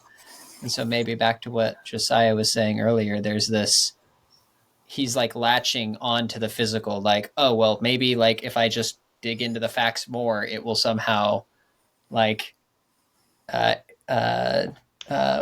exonerate me, right? Like it will somehow come out that this isn't as bad as I thought it was. Well, so as we push kind of into what would be like the second half of the play here, just by like the line numbers, we get that Oedipus tells us that he also has an oracle, right? So we're piecing together all of these oracles together. And it's interesting to me, this is kind of where you think like, brother, haven't these dots connected at some point, or weren't you like a little bit more worried about this?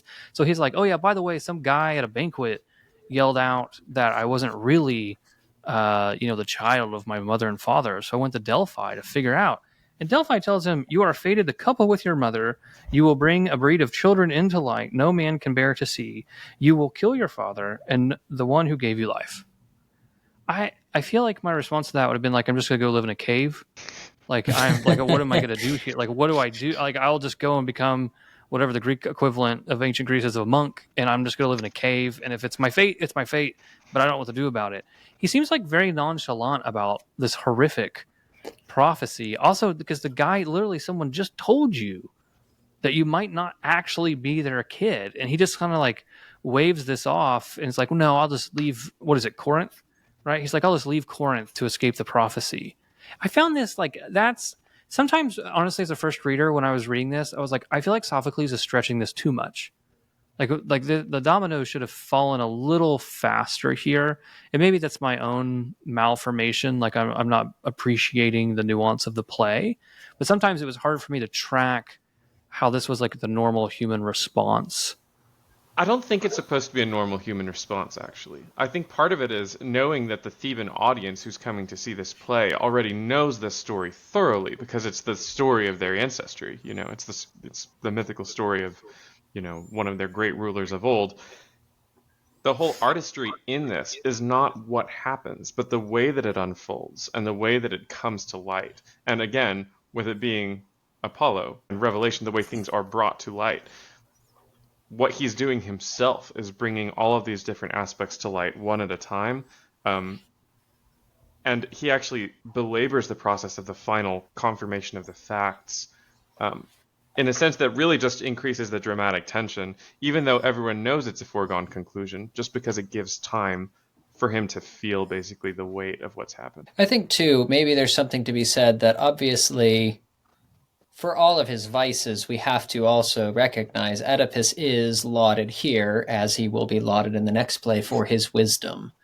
And I think there is maybe something to be said about the dedication of the mind or the intellect to seeing something through to its conclusion, even if it's a very uncomfortable conclusion. I'm curious. And Sorry. no, I mean that's really all I had to say. Is I think maybe there is a sense in which Oedipus is trying to. He is. I mean, it's interesting, Deacon, because obviously you mentioned he does not know himself at all. He knows himself like least well of all of these characters, right? Because at least, right, like even his own children, they don't know that Oedipus is their father, but they know that Jocasta is their mother. So even there, they have more self knowledge than Oedipus does.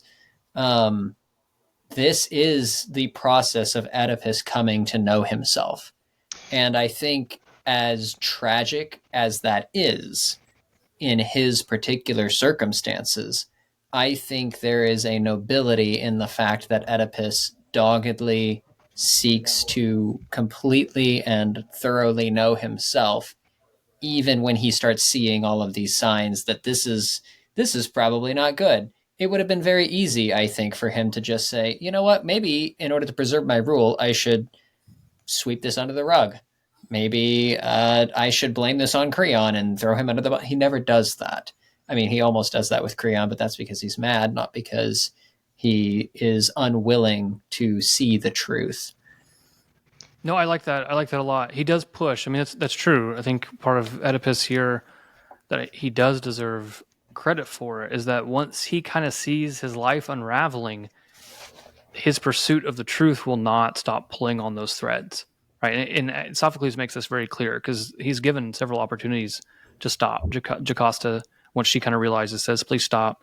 The old shepherd, right? The old shepherd says to stop as well. And I agree with you that Oedipus seems to be quite good then about pushing into this for the sake of truth. I need to know who I am for the sake of truth.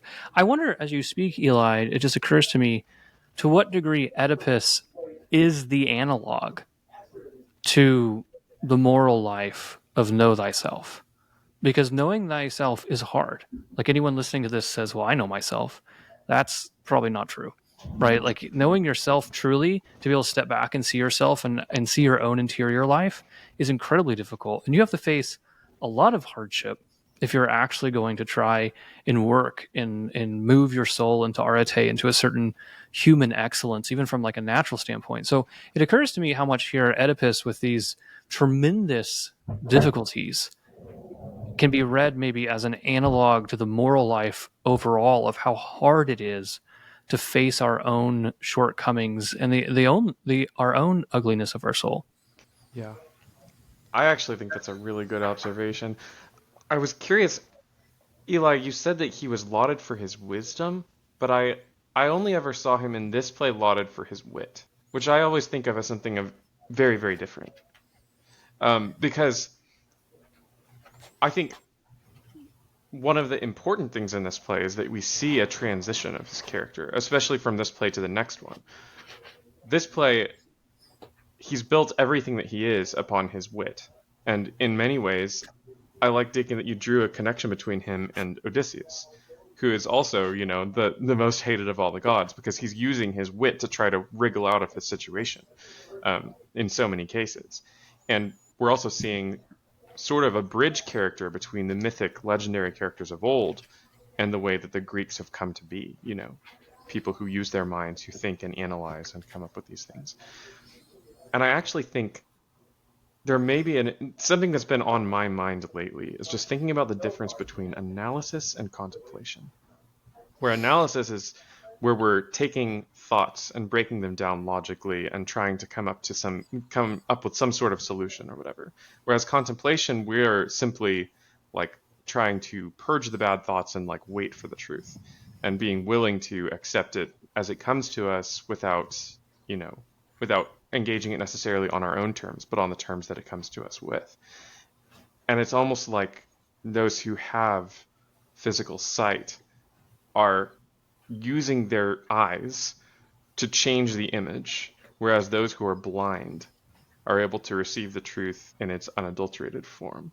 And that actually, has a lot of connections to some writings of the Carmelite mystics and things like that, which are very, very interesting to me. No, I agree. I think because there's a huge distinction between wit and wisdom. I'm not sure, like the question that Eli poses about Oedipus himself here, I think is a good one, and one that I'm not sure I have a knee-jerk answer to. But overall, like when we look at Odysseus, like Odysseus has a lot of wit. I don't think he has a ton of wisdom, right? He's not like a philosopher. But I think you do see here, one of the things on the podcast we've been discussing is that these Greek plays really do serve as an intellectual bridge between Homer and Plato. And I think you can really see them tilling the soil. I mean, after reading these plays, it is not surprising to me that someone like Socrates pops up. It's not surprising that someone like Plato pops up. Someone who then takes these and wants to discuss these concepts, qua concepts, actually still does it, though, in a poetic artistry, right, through the dialogues, if you will, on Plato's side. But it's really showing me that they were really ripe for someone to come in and contemplate these things, right? And like you said, show a real contemplation, which it's not surprising that, that it would be in the Carmelite mystics or all these things, because Christian spirituality, just Plato's Symposium sets a tone for Christian spirituality for about over 1,000 years, particularly through how it affected Plotinus and then Neoplatonics and then Augustine, who also then plays heavily off sight and light in all of these metaphors. Think of the cave, think of the twice bisected line, think of the analogy of the sun.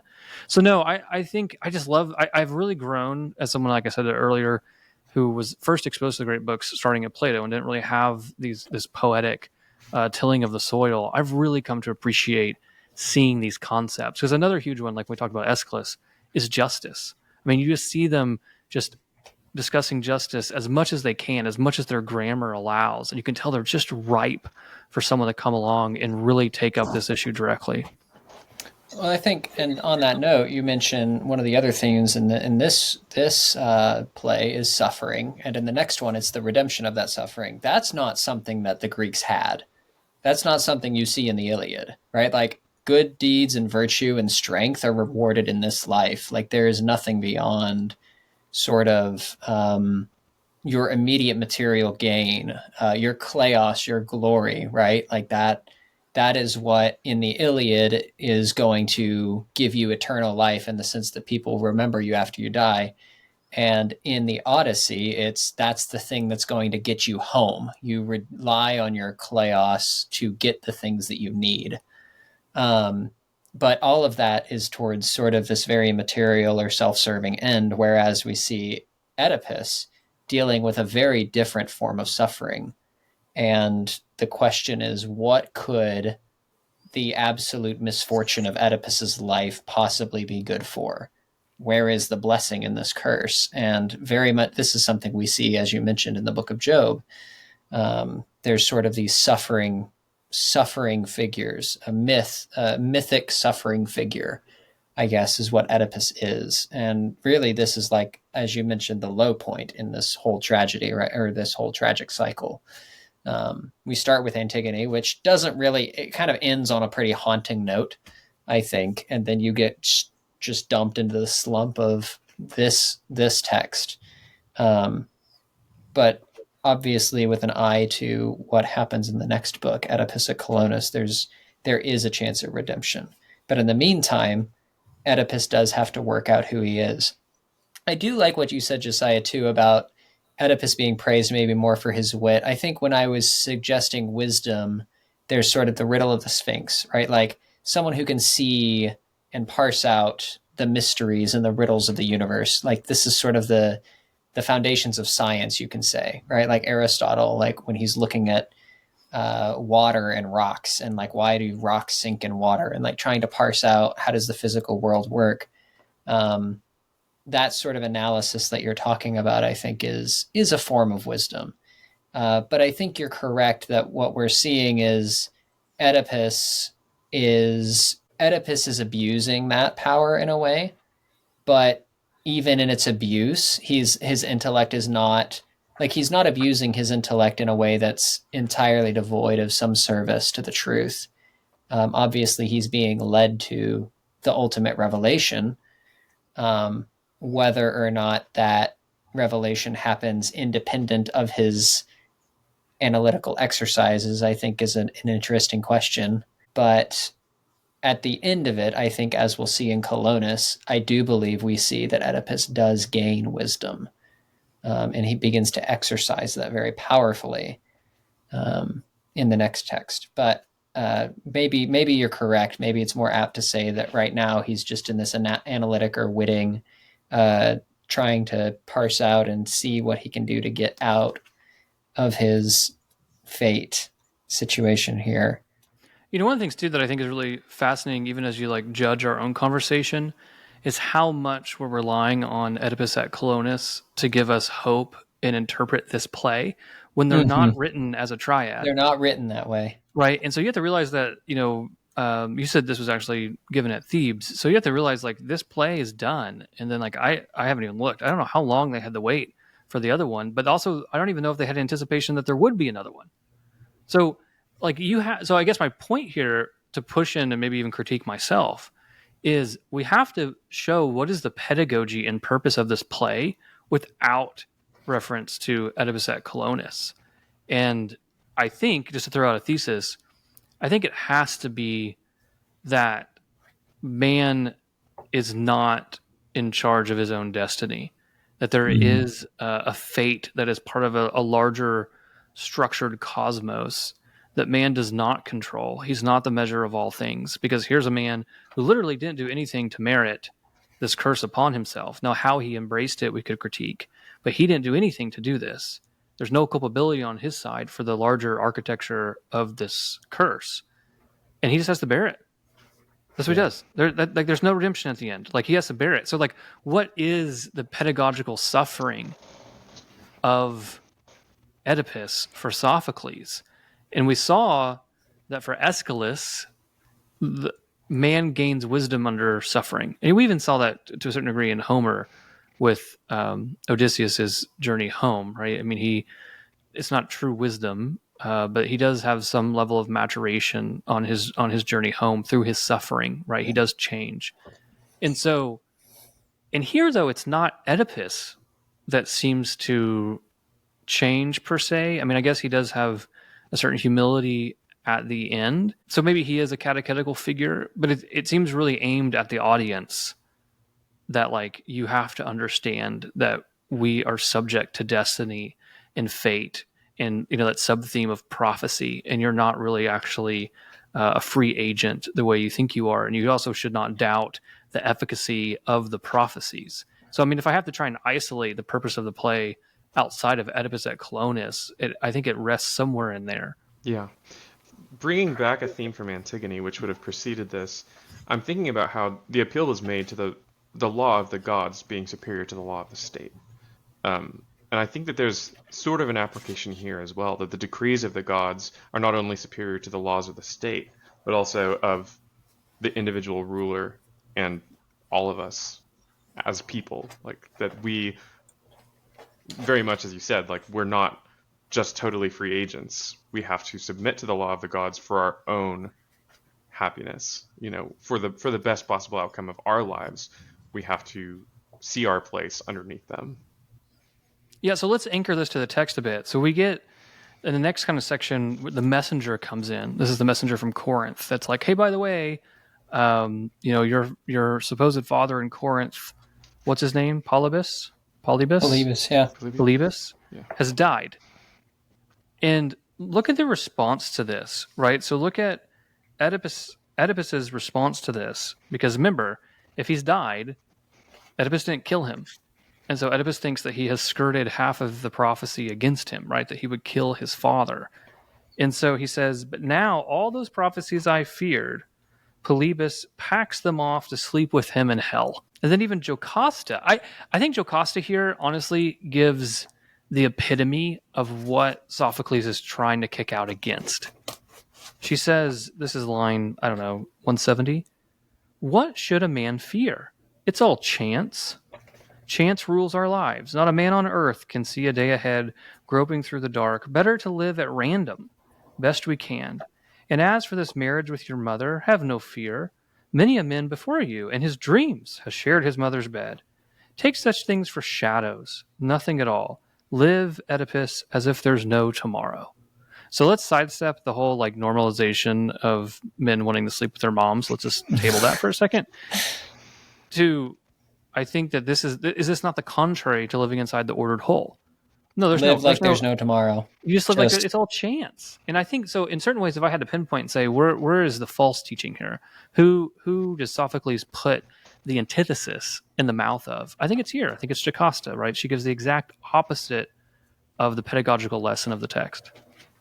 Absolutely. I couldn't agree more. Okay, well then can we talk about the whole like normalization of sleeping with your mom? Because I mean, this was a little on the nose, and I can see why Freud has a heyday with this because she makes it way more explicit. I was not anticipating a line like this where she like tries to like soften it, like, "Oh, don't worry, everyone's had that dream." I'm like, "No, they have not. What is this?" So anyway, because one of the questions here for me is when does Jocasta actually know? Or when does she start getting a bad feeling? I'm not entirely sure it's this early, or because before people have if this is the know yourself, and all of a sudden we're gonna. I like this read. So maybe let's say all these characters are gonna be analogs to how different souls come to know themselves or fight against it, way before a soul will accept truth that's negative to it. Even before I would say the soul accepts that there is a truth that it doesn't like.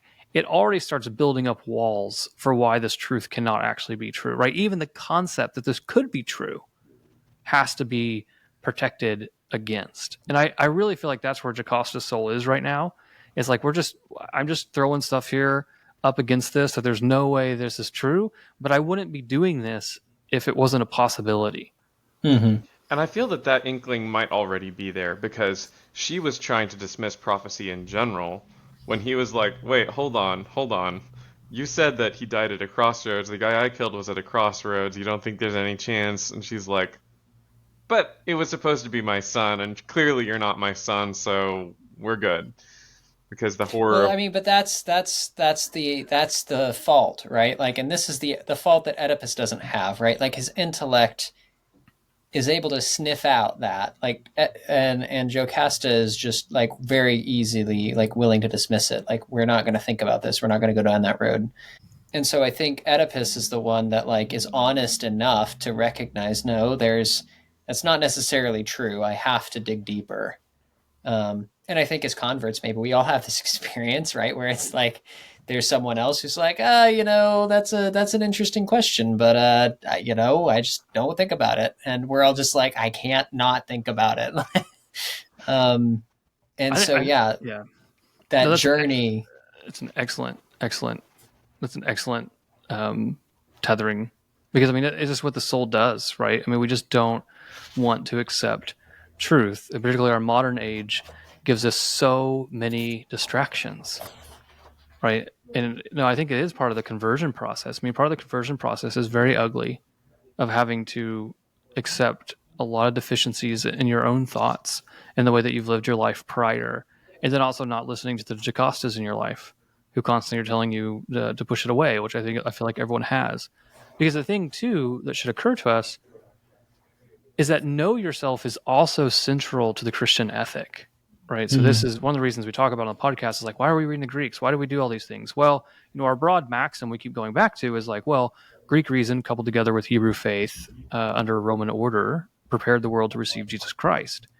And I don't think people understand how much of this know yourself out of the Oracle at Delphi, which then very much then becomes almost the first principle of the moral teaching of Socrates. Particularly if you've read the dialogue Alcibiades, this is the whole point. Like step one on the road to being a philosopher is to know yourself, and it's very difficult. But knowing yourself and that self-knowledge, and honestly, which is a self-love as well, right? Coming to love yourself in a real way, which wants to be transformative.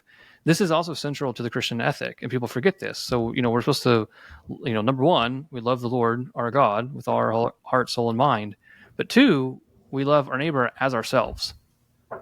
And if you don't know yourself, right, if you don't actually have an ordered self-love, it's actually very difficult to love your neighbor. I actually think a lot of people struggle to love their neighbor because they don't love themselves. They haven't come to actually understand themselves, because knowledge comes before love, right? We're called to know, love, and serve. So I just think that you could really start to unpack this, and we're going to see this on the podcast as we kind of finish out some of the Greek plays we have left on the roster.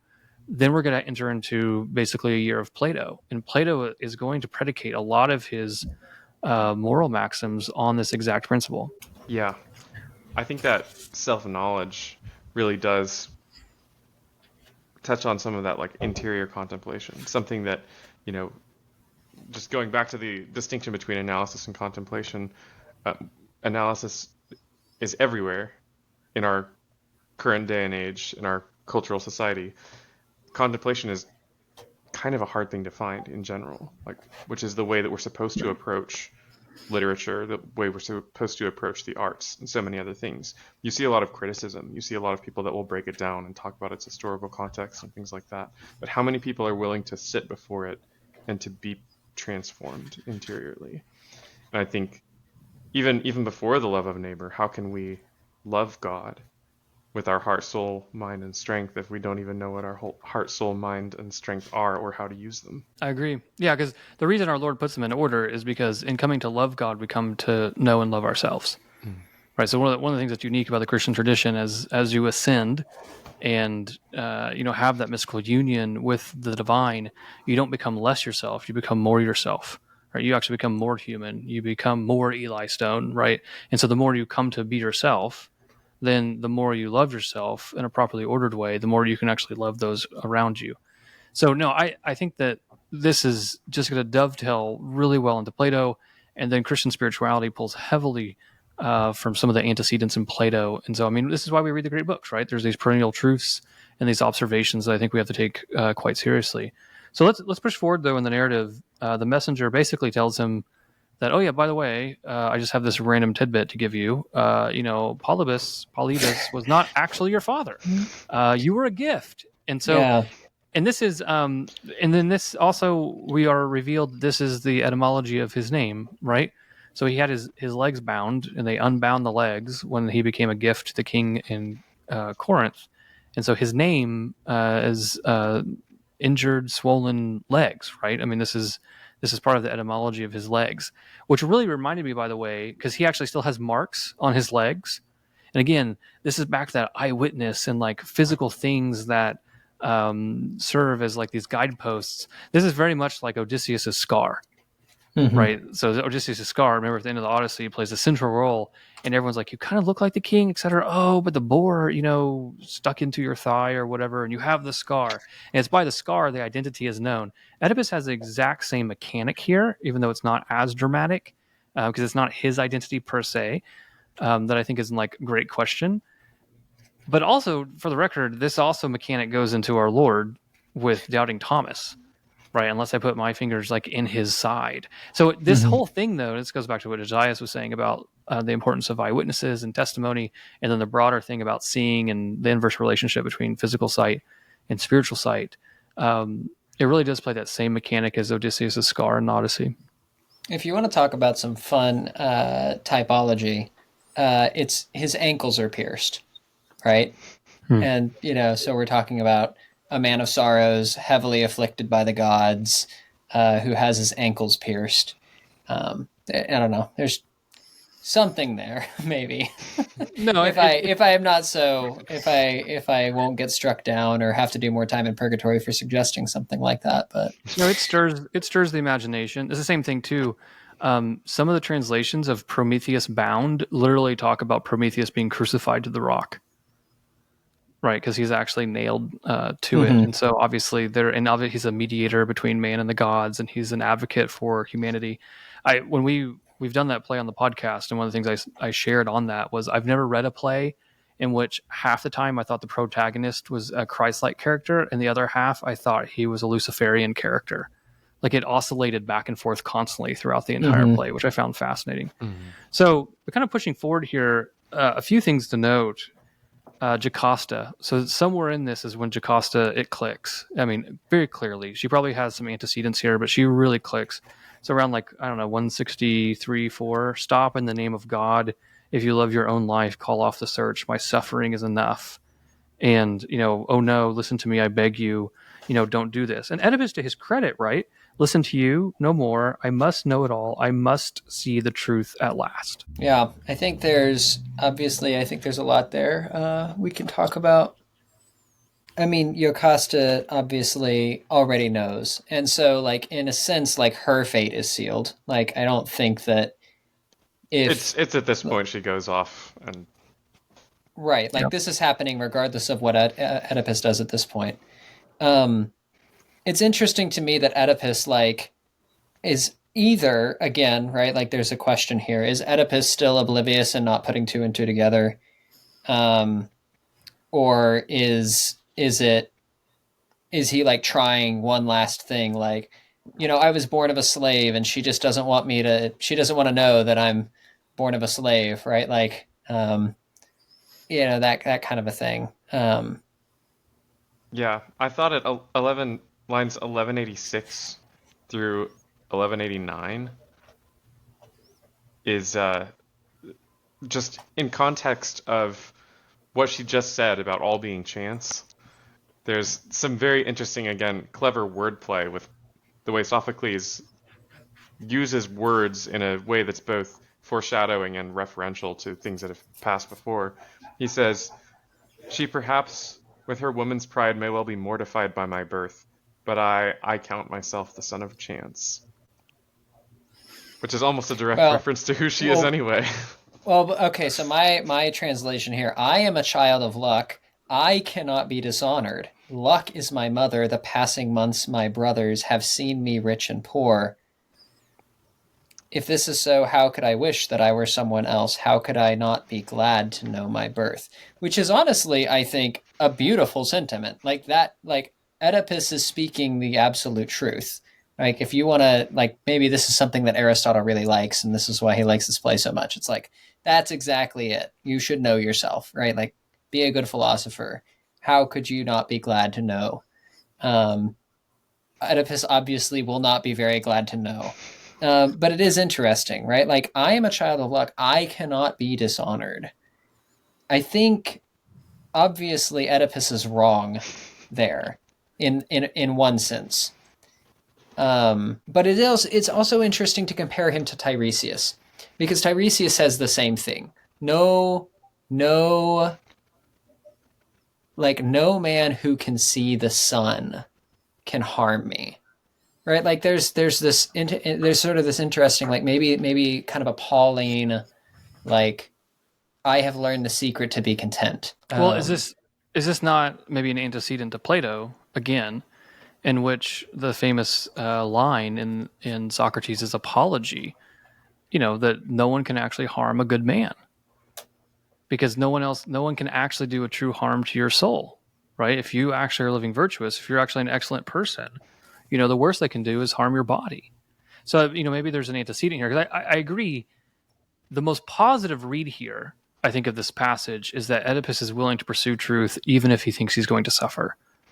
And I think that plays into this theme of Sophocles and Aeschylus that we've been discussing. And he does this too, to push the narrative forward a bit. He does it exactly with the shepherd, right? So they bring in the old shepherd, which is the one that basically brought him out, and etc. And the shepherd plays kind of coy at the beginning, is like, "Oh, I don't know, I have bad memory, I don't understand these things." And then he's like, shut your mouth, right? Damn you, shut your mouth, quiet. Like, he actually pushes back. And again, Oedipus comes over the top, actually kind of tortures the old guy, which I felt a little bit bad about. But there's probably, we could read that in a morally analogous way, right? Of he's getting the truth out of him, and there's going to be this suffering. And so he's going to pursue truth, even knowing, and we could debate to what degree does he know right now, but he does know it's going to be bad. He knows it's going to be bad for him. And that's more than a lot of other people would do. A lot of people, as soon as they realized, if I open this door, whatever is behind this door for me is going to be bad for me. A lot of people just keep that door closed. It's very true. Now, okay, so we've kind of glossed over many of the choruses. I think there's a couple that are worth noting. I think we might have already skipped over the one that I really, really thought was worth talking about. But even here, right, like, there's sort of this is the last sort of ode, an ode sort of to Odysseus, right? Like it starts right, like in praise of like his acumen, right? Like it kind of sings of his ability. Like your Did you mind was mean a strong, you meant Oedipus, right? yeah, Oedipus. Did Okay. I say You what? said Odysseus. Odysseus. Oh, And I was sorry. like, Yes, I man, do. I really missed that entire chorus because I have no idea where you are. Like, I know No, I'm a no, first time reader Oedipus. here, but I am bad because I have no idea what we're talking about. Okay. Yeah. What line number is that for you, Eli? I don't have the numbers in my text. It doesn't show It that. doesn't number them at all. Mm-mm. Yeah, I think Oh it's my. around 1320-ish, I think. Like that vicinity. Or it starts like 1307. Yeah, but I'm 1311. thinking Yeah. Oh, like I for the see. second, the antistrophe, right? Like his Yeah. mind was a strong bow, deep how deep he drew, hard archer at a fearful dim range, and brought glory down. And he's talking about the Sphinx, right? And sort of how his like penetrating mind was just able to see right through, Mm-hmm. and yeah, right, like it's interesting. So it like kind of like crescendos, but then it just completely like falls flat. And now of all men ever known, most pitiful is the man's story. His fortunes most changed, his state fallen to a low slave's ground under bitter fate. O Oedipus, most royal one, that great door that expelled you to the light, gave at night, gave night to your glory, as to the father, to the fathering son, all understood too late. Say what you want about the Fitzgerald translation. He does some really fun stuff with the English. Yeah, reading two translations, you definitely get like it was a very different read this time through going with the Fagles. It carries a lot of meter, which is great. But yeah, the translation is very different. So Deacon, I particularly want you to read from Fagles that like last antistrophe. In my lines, it's like all eyes fail before time's eyes. I don't know Okay. what. It says, but now for all your power, time, all seeing time, has dragged you to the light, judged your marriage monstrous from the start, the son and the father tangling both one. O child of Laius, would to God I'd never seen you, never, never. Now I weep like a man who wails the dead, and the dirge comes pouring forth with all my heart. I tell you the truth, you gave me life. My breath leapt up in you, and now you bring down night upon my eyes. That is a very different translation from mine.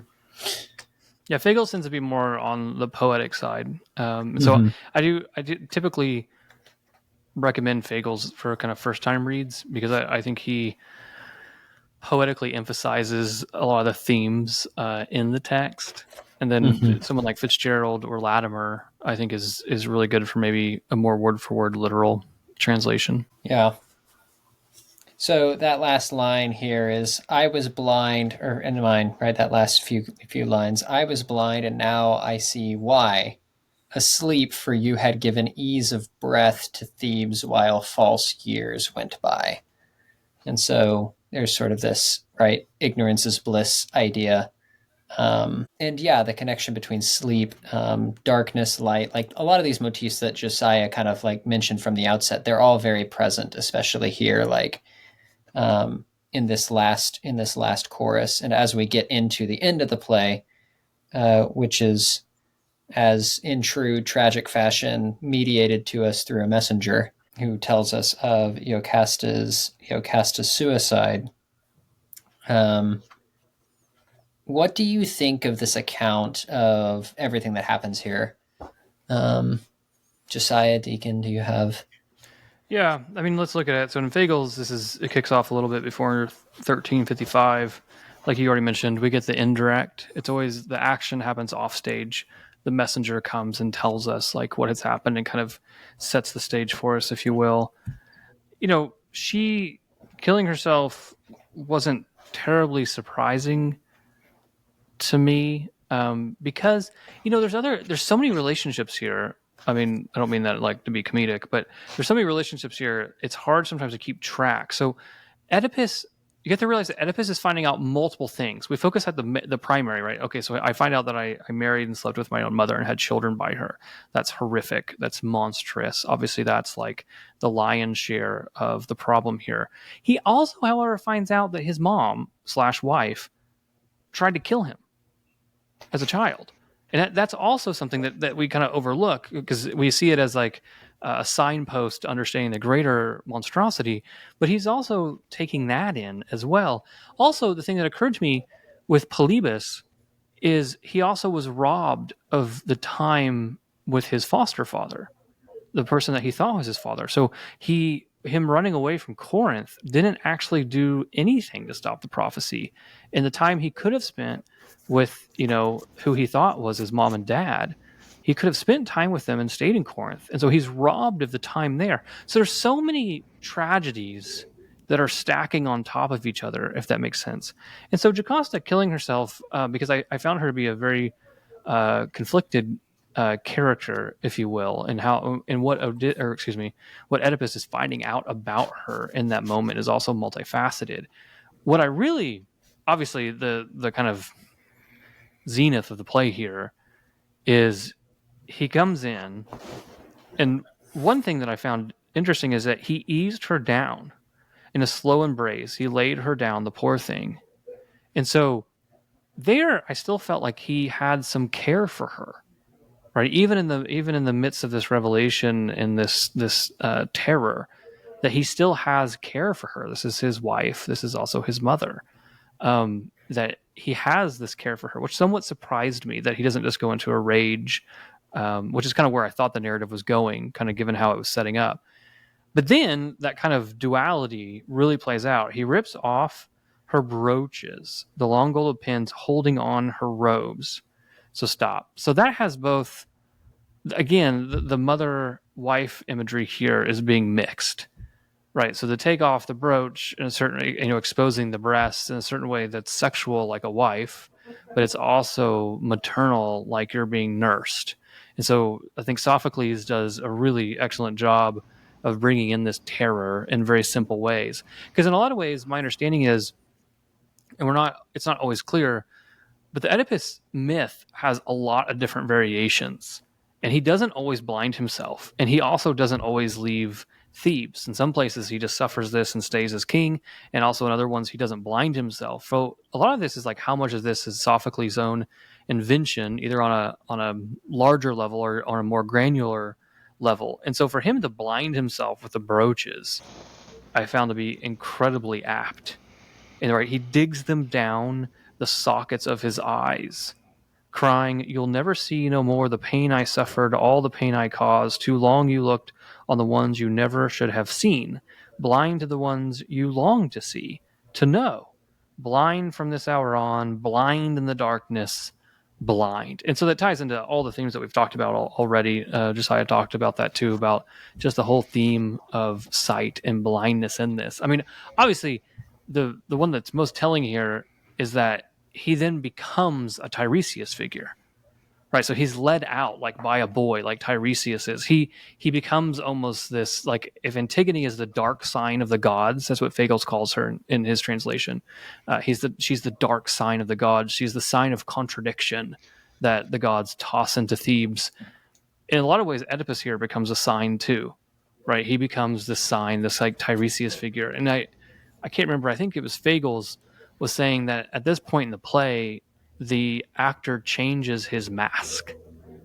And so then he has this mask of terror that has blood streaming from the eye sockets, right? And so we kind of forget that they're wearing masks. And so it takes on a very surreal moment. Yeah, it's a moment of transformation, right? I think, yeah, there is something interesting, right? Like in that, obviously, the instrument of his blinding, right? Like they're the pins that hold his mother's bosoms together, right? There's so one of the ancient traditions, like we see this in like the Iliad, right, is like the mother would bare her chest to her children, right? Like if she was pleading with a man, like her husband or her children, she would plead with her husband by exposing her breasts, like these are the breasts that have nursed your children. Or for a mother and her son, right? Like these are the breasts that nursed you. Like have piety. Like this is like I am asking you as your mother. Yeah, Hector's mother does this, right? Hector's mother right. does this when he won't return to Troy. She pulls out her breast and makes the exact same line. And it's interesting, right? Like we don't see Jocasta make the same gesture, which that'd be a weird sort of that the story would have gone in a very different direction, perhaps. Right. But it is interesting, like that. This is like Oedipus. This is the last thing he sees, right? Like, are the breasts that nurse him the breasts that nursed his own children, and like that. There's something, I mean, just very visceral about that. And I think, I mean, this is, I think, if we're talking about his audience, like this is something that would really like at once revolt, repulse sort of his audience, but also, like just fill them with pity, right? Like that this is sort of one of the most intimate gestures a mother can make, to her children. And it's kind of like, this is the culmination of Oedipus's tragedy, right? You know what's missing here that Sophocles did in Antigone is Sophocles in the middle of Antigone, which is somewhat jarring. One of the choruses is dedicated to erotic love. And you're like reading it and you're like, what, why did he just throw this in here? Like we think we'd get a chorus dedicated to justice or, some kind of cosmic order. And he gives a chorus that praises Eros. And part of that is that, Eros always brings a mania with it, right? It always brings, C.S. Lewis talks about the Eros, always, falling in love is a type of insanity, right? Erotic love just always brings with it a certain type of mania. And this helped us, I think, in Antigone unlock what Haman does in the cave, where Haman, who earlier on, I mean, I don't know your all's take, but Haman, I really liked him in the play. I mean, he very much played like a Creon, like what Creon is in this one. He's very docile. He has good rhetoric. He tries to turn his father the right way. He does a lot of things that I think are very excellent. And then his father shows up in the cave and he tries to kill him and then he kills himself. And so the question is like, is that consistent with his character? And I think that Sophocles gave us the answer earlier in the chorus that erotic love causes a mania and you do crazy things. We don't have that type of foreshadowing here unless I missed it, but because it shares the same author, it kind of makes sense. I did not contemplate, and I really like what you said, Eli, that the last thing he sees, at least broadly speaking, is Jocasta, right? And so does that misplaced or horrific erotic love, right? An erotic love that was given that should have never been given, right? A binding that really should have never been bound, then give him a mania to do this violent act, right? That he actually enters into a form of insanity. I mean, obviously love always has a reason, but for those observing it, the reason doesn't make sense, right? Like I don't care how upset I was. I'm not gouging out my own eyes. But for him, there is this erotic mania, and it does make sense. And Eros, in a certain way, maybe more nascent in the plays than what it will be in Plato, Eros really is actually a servant of the cosmic order, right? Eros, we saw this in the Theogony, to go back to that reference, right? Eros in the Theogony is one of the four primordial gods and is basically the generative force of the entire cosmos. And so Eros, the symposium will take it up, but I would maybe propose here that this is an erotic mania, and that's the context in which we would see it. So we get kind of moving on. I like what you said there. I guess to add to that, the only thing I would say is this goes back to what you were saying about knowing himself. Like this is like Oedipus has found the place of his birth, right? Like his mother, like, and that she represents his origin. And if you think about like knowing yourself is in principle, in some sense, like knowing where you came from. I think that's like a huge thing in Greek tragedy and really just Greek literature in general. And I think it plays an important part in later Christian literature as well. But knowledge of self requires knowledge of your origin. And in this moment, like Oedipus sees his origin, right? Jocasta. And yeah, it's the last thing he chooses to see. I think another layer to that too, not to belabor this point too much. The grammar is not necessarily here, but the mental imagery is that Eros is as a self-love, a love that has to be satiated, is also the love that leads us into our identity, right? What we love actually reveals our identity to us. It's how we come to know ourselves. This is why earlier in the Christian ethic, you need to satiate that eros, that natural love in God, because you need to find yourself in God, because you can find yourself in truly who you really are. And so it's interesting that then in this whole play, which is about know thyself, its zenith here is in an erotic context in which he comes to understand his identity. And I think, as you said, Eli, I mean, that's actually more akin and more aligned with the role of erotic love than I think sometimes we give it credit for. Because that eros really, we, just as humans, we find our identity in that which we love. Yeah, that's absolutely true. I think a lot of the time, erotic love in particular is when we come to see something that transforms us internally, especially. It makes us realize what we are and more so what we are not. I agree. Let's look at kind of pushing forward in the narrative. The around 1425, I don't think the play is necessarily in a chiastic structure, but this is where I think it really pulls from the beginning of the play, in which, if you remember all those things that Oedipus said should happen to the criminal that they find that killed the king, a lot of the messenger's words here are repeating then what Oedipus said should happen, right? What Oedipus is saying now. So this is where I actually found Oedipus to kind of shift back into some of his best, in which now that he comes to understand himself, he's not pushing out against it, right? He's not, at least not, that wasn't my read of it. He's not trying to fight out against it or now to mitigate it or whatever. He's saying now I should be exiled. I should be kicked out, right? Show me to all of Thebes. I am the plague, which is what Tiresias, told him. And so I think this is a great contrast to his earlier attitude with Creon, which we all kind of noted was maybe him at his worst in a lot of different ways. It's interesting to see Creon try to persuade Odysseus. Well, actually, you should stay. Well, actually, maybe we can let you off easy, right? Oedipus. Creon's the one that's trying to Right. But you keep saying Odysseus. Oh my goodness. No, it's hard. Well, it is hard. It is hard. Okay. But yeah. So he's trying to bring Oedipus back into the fold, so to speak. Yeah, and actually, part of the question I had with Creon too is that, again, he's so deferential to the gods here. So, Oedipus is like, you already know what you have to do. The oracle at Delphi already told you. You've got to cast me out of the city. And Creon's like, no, maybe not yet. We need to go consult the oracle again because I want to know exactly what I need to do with you. I mean, the best read of this, right, is that he's very pious, which again is such a stark contrast to basically Creon in every other play we have. It's true, and it goes to show a little bit of, what, at least in Sophocles' view, that position of power ultimately does to a person, perhaps, or something about Creon's own disposition towards it, which might be a different matter. Right.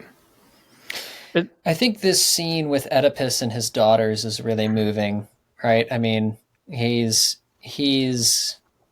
accepted, obviously this burden is his to bear. He feels that very much, but obviously his daughters, now he is who will ever marry them? No one's going to, which again is an interesting contrast. That's not exactly true. We see that Creon was, I guess no one ever does marry them, as we learned back in Antigone, but Creon was going to allow this. And so there's really even there, right? Creon as this noble figure, Creon's a very complicated man, as we see, that he was willing to allow his own sons to marry the daughters of Oedipus. Yeah, because Jocasta is his sister. Right. Right. So, I mean, it just keeps getting a little bit murky here. Mm-hmm. But the other thing, too, about this is... This would violate all kinds of canon law. Yeah, this is not allowed. So the other thing that I found interesting here, which is almost a little bit on the nose, because we know Antigone came first, are all these promises of Creon to take care of the girls. And so that really, again, this is where you start informing. So even like when I read Antigone, after reading this one, it's really hard not to start blending those in your head. And, the $1 million question is, how much did Sophocles know of where he wanted to take this narrative as he was writing them, right? Like right now we'd ask, like, how much does he know where he wants to take Oedipus at Colonus while he's writing this? Like, how much does it actually inform it? And so, because one of my questions when we read Antigone is that I think Antigone is waiting for a sign. She's waiting either to be saved by the gods, she's waiting for a sign, she's waiting for something, and things aren't working the way that she thinks, right? She's not going to get the glorified death in the public square. She's going to get locked away in a tomb, and she starts to have these doubts. And so you can ask, does she think the gods are going to come save her? But it's a more particular question to say, well, does she think that the gods are going to show up the same way they did at the death of Oedipus? Because she was there, and what the gods do for him. And so, like, is she waiting for the gods to validate her like they validated him? But then the question with that is, well, then how much does Sophocles know where he's taking the narrative this early? Which, of course, like, we kind of just get lost into that. But Eli, I do agree with you. This, when they bring out the young girls, Antigone and Ismene, that was the part of the play that solicited the most emotion from me. And maybe I might say any emotion at all. I didn't really find a lot of, I don't know. The first time I read through this, my raw take, it didn't move me. You're not crying over Jocasta, right? Like I'm not. I don't find her sympathetic, and like Oedipus, like kind of watching the spiral, where it's going. But when Creon takes the daughters away, that's the only time in the play that actually like pricked me. Right down at what is that? A little bit before 1675. No, don't take them away from me. Not now. No, no, no. Because he shares. I mean, the thing is though, there's a true love there, but they're the only people that have a true relation to him. All the words here are kind of murky because of obvious reasons, but they're the only ones that really share in the curse. So there's a real, for lack of a better word, fraternity between them. And Oedipus will play off this. He'll talk about them as, I'm your father, brother.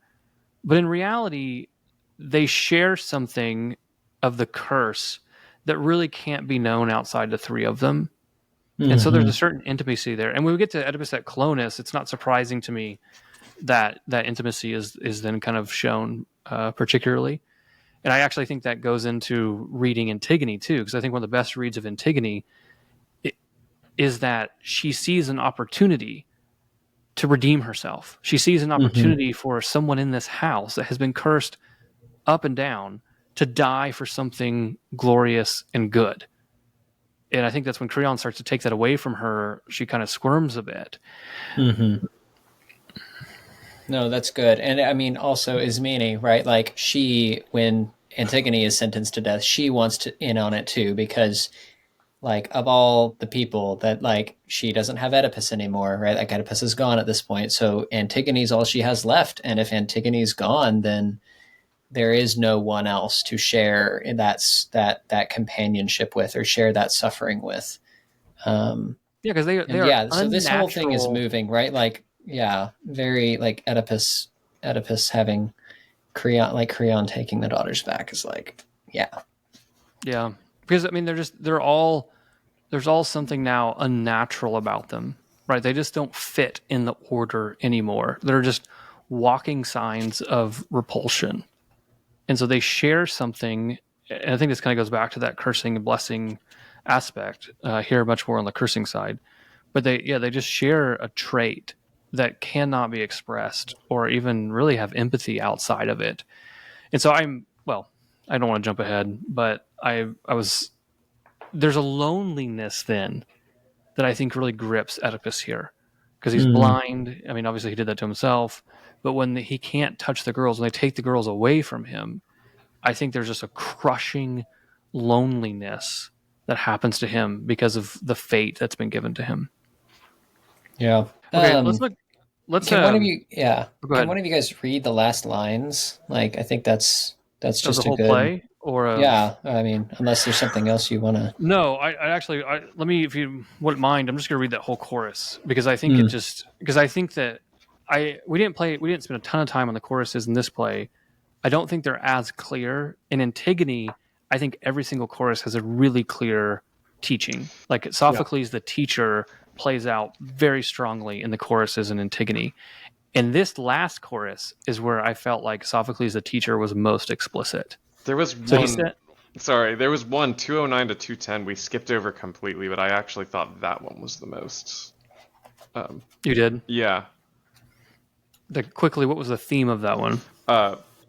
Basically, those who are in a position of power and what that does to them, making them, I see. Yeah. Okay, that was probably the one I was thinking of too. I think it was, Eli. That's why I wanted to call attention to it. But Yeah. yes. But so this last one. Yeah, the final chorus, it says, "People of Thebes, my countrymen, look on Oedipus. He solved the famous riddle with his brilliance. He rose to power, a man beyond all power. Who could behold his greatness without envy? Now what a black sea of terror has overwhelmed him. Now as we keep our watch and wait the final day, count no man happy till he dies, free of pain at last."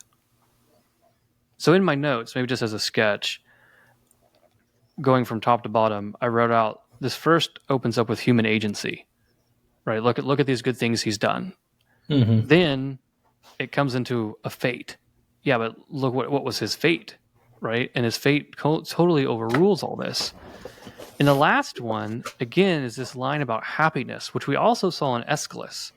And I can't remember off the top of my head, when we had that episode, we did the whole Oresteia with Thomas Lackey and Dr. Frank Grabowski.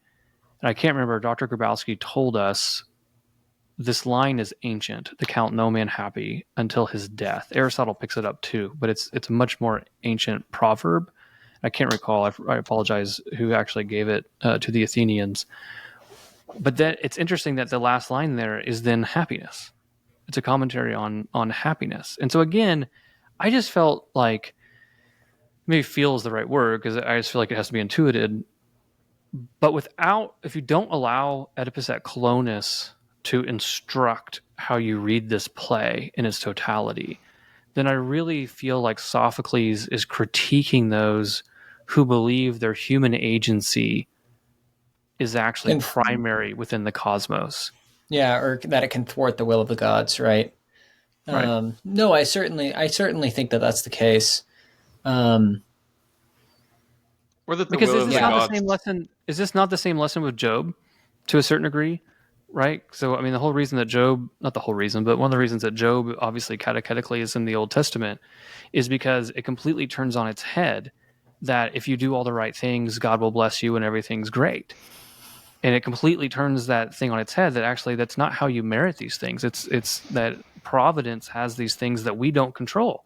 Even if you do everything Providence asks you to do and are a virtuous man, that does not merit you certain things under Providence, right? And so I do feel like there's strong parallels here with a Job-like character. What were you going to say, Josiah? I was also thinking that it might pertain to those who basically had no piety for the gods and no respect for their will at all, or acted as if they didn't have any say in matters, that human agency is the only thing that we can really rely on. Again, the voice of Jocasta specifically articulates this viewpoint that, like, maybe they have a plan for us, maybe they don't. It doesn't really matter. Just try to enjoy your life as well as you can. Almost the impulse not to know yourself, not to know the will of the gods, not to seek the order of nature. Right? Again, go back to the Delphic maxims, right? Yeah. Know thyself, everything in moderation, don't make rash pledges. And so, yeah, it is. So obviously, like, as we come up to the end, though, I do think ending on fate is a very good thing to do, because I think if fate is kind of the resounding ending note that this play ends on, I think where Oedipus at Colonus picks up is this notion of providence, that fate, while sometimes apparently cruel by all external measures, and even maybe all objective measures, providence or fate or the gods or what have you, often has plans that are far beyond like the what possible material things that you could use to justify suffering, right? Like you could say, oh well, if I work out, like that's painful and that's hard, but I get stronger and like I'm more capable of fighting in a war and doing all the things that I need to do. I grow in virtue in that sense. In Odysseus's case, his suffering just seems so overwhelmingly crushing that there could not be possibly any good to come of it. And yet, this is kind of what we've hinted at this whole time. As we see in Colonus, there is something that can come out of it. And so, yeah, fate turning into providence, I think, is an interesting way to lead into Oedipus at Colonus for next time. Not very good. The very lowbrow version of this that my kids have been grappling with is the Prince of Egypt, when they sing the song about that you're just a thread in a tapestry, but the thread can't see the tapestry as a whole. So that's your 7-year-old metaphor on how this works. But it works like with kids, right? Like you can't see the divine providence, right? The thread can't see the entire tapestry. And so I think if you compare this play in Antigone, it seems very clearly to me that Sophocles is trying to show his audience that there is an ordered cosmos and man has to respect that. And how much of that is like a pantheon versus the divine or the Oracle of Delphi, I think we could parse that out. But there's certainly a cosmic order that the divine participates in that man has to respect. Yeah. And I think, too, if you want to put it in terms of like thesis, antithesis, synthesis, not that I think that is the best way to read Greek tragedies necessarily. If you want to say that Antigone really presents a strong and robust cosmology, right? Oedipus almost like presents that too strongly, like it's too fatalistic. Like, yeah, there's this grand cosmos and that we're subservient to it and we need to like fight the powers that be and, you know, observe the laws of the gods over the laws of men, right? But then you get Oedipus and it's just like, oh yeah, and also there is just crushing sorrow and sorrowfulness and like misery and life sucks. And it's like, oh, wait, what about this grand cosmic thing, right? That weren't we just all excited about that? And so that's, I think, a really radical juxtaposition. Josiah, do you have a last word for us to close out Oedipus Rex? I guess it's not a last word. The only thing on my mind right now is a question, and that is, you know, I guess this does lead into Oedipus at Colonus, but like, how much of Oedipus at Colonus was his own creation versus how much it was already a part of the established myth? Because the myth of Oedipus is well known. I was completely unfamiliar with Oedipus at Colonus until I read it within the last year. So that's just kind of been on my mind now, is like, was this his own way of dealing with these issues, of like bringing it together and like giving a more positive resolution to the story, or is it something that was already in it but he drew it out in a different way? My understanding of that, because I looked into that, because in Antigone, our guest David Niles really asked that question, basically, of like, well, how much can we say that Antigone is seeking a death like her father did, if Sophocles basically invented how her father died and he hasn't written the play yet? So it gets really murky about how much is this Sophocles' invention. So my understanding is, broadly, is that there are other myths that Oedipus ended up at Colonus, but the details of that basically virtually only come from Sophocles. And so then we have the big debate of like, well, how much of that is his invention and how much of that is he channeling from other sources that we don't have? And so I think it's a great question, because I really like contextualizing it, as you said, which is, well, how much of that is him wrestling with the knot that he's basically tied here in Oedipus Rex? That's very fatalistic. That's very good. So next week we will be reading Oedipus at Colonus. If you want to continue to join us on Ascend the Great Books podcast. Josiah, Eli, thank you so much for all of your thoughts and wisdom and helping us to parse out this text. Everyone can go and check out thegreatbookspodcast.com and check out our guides and articles, and we will see everyone next week. Thank you, guys. Thank you. Thank you.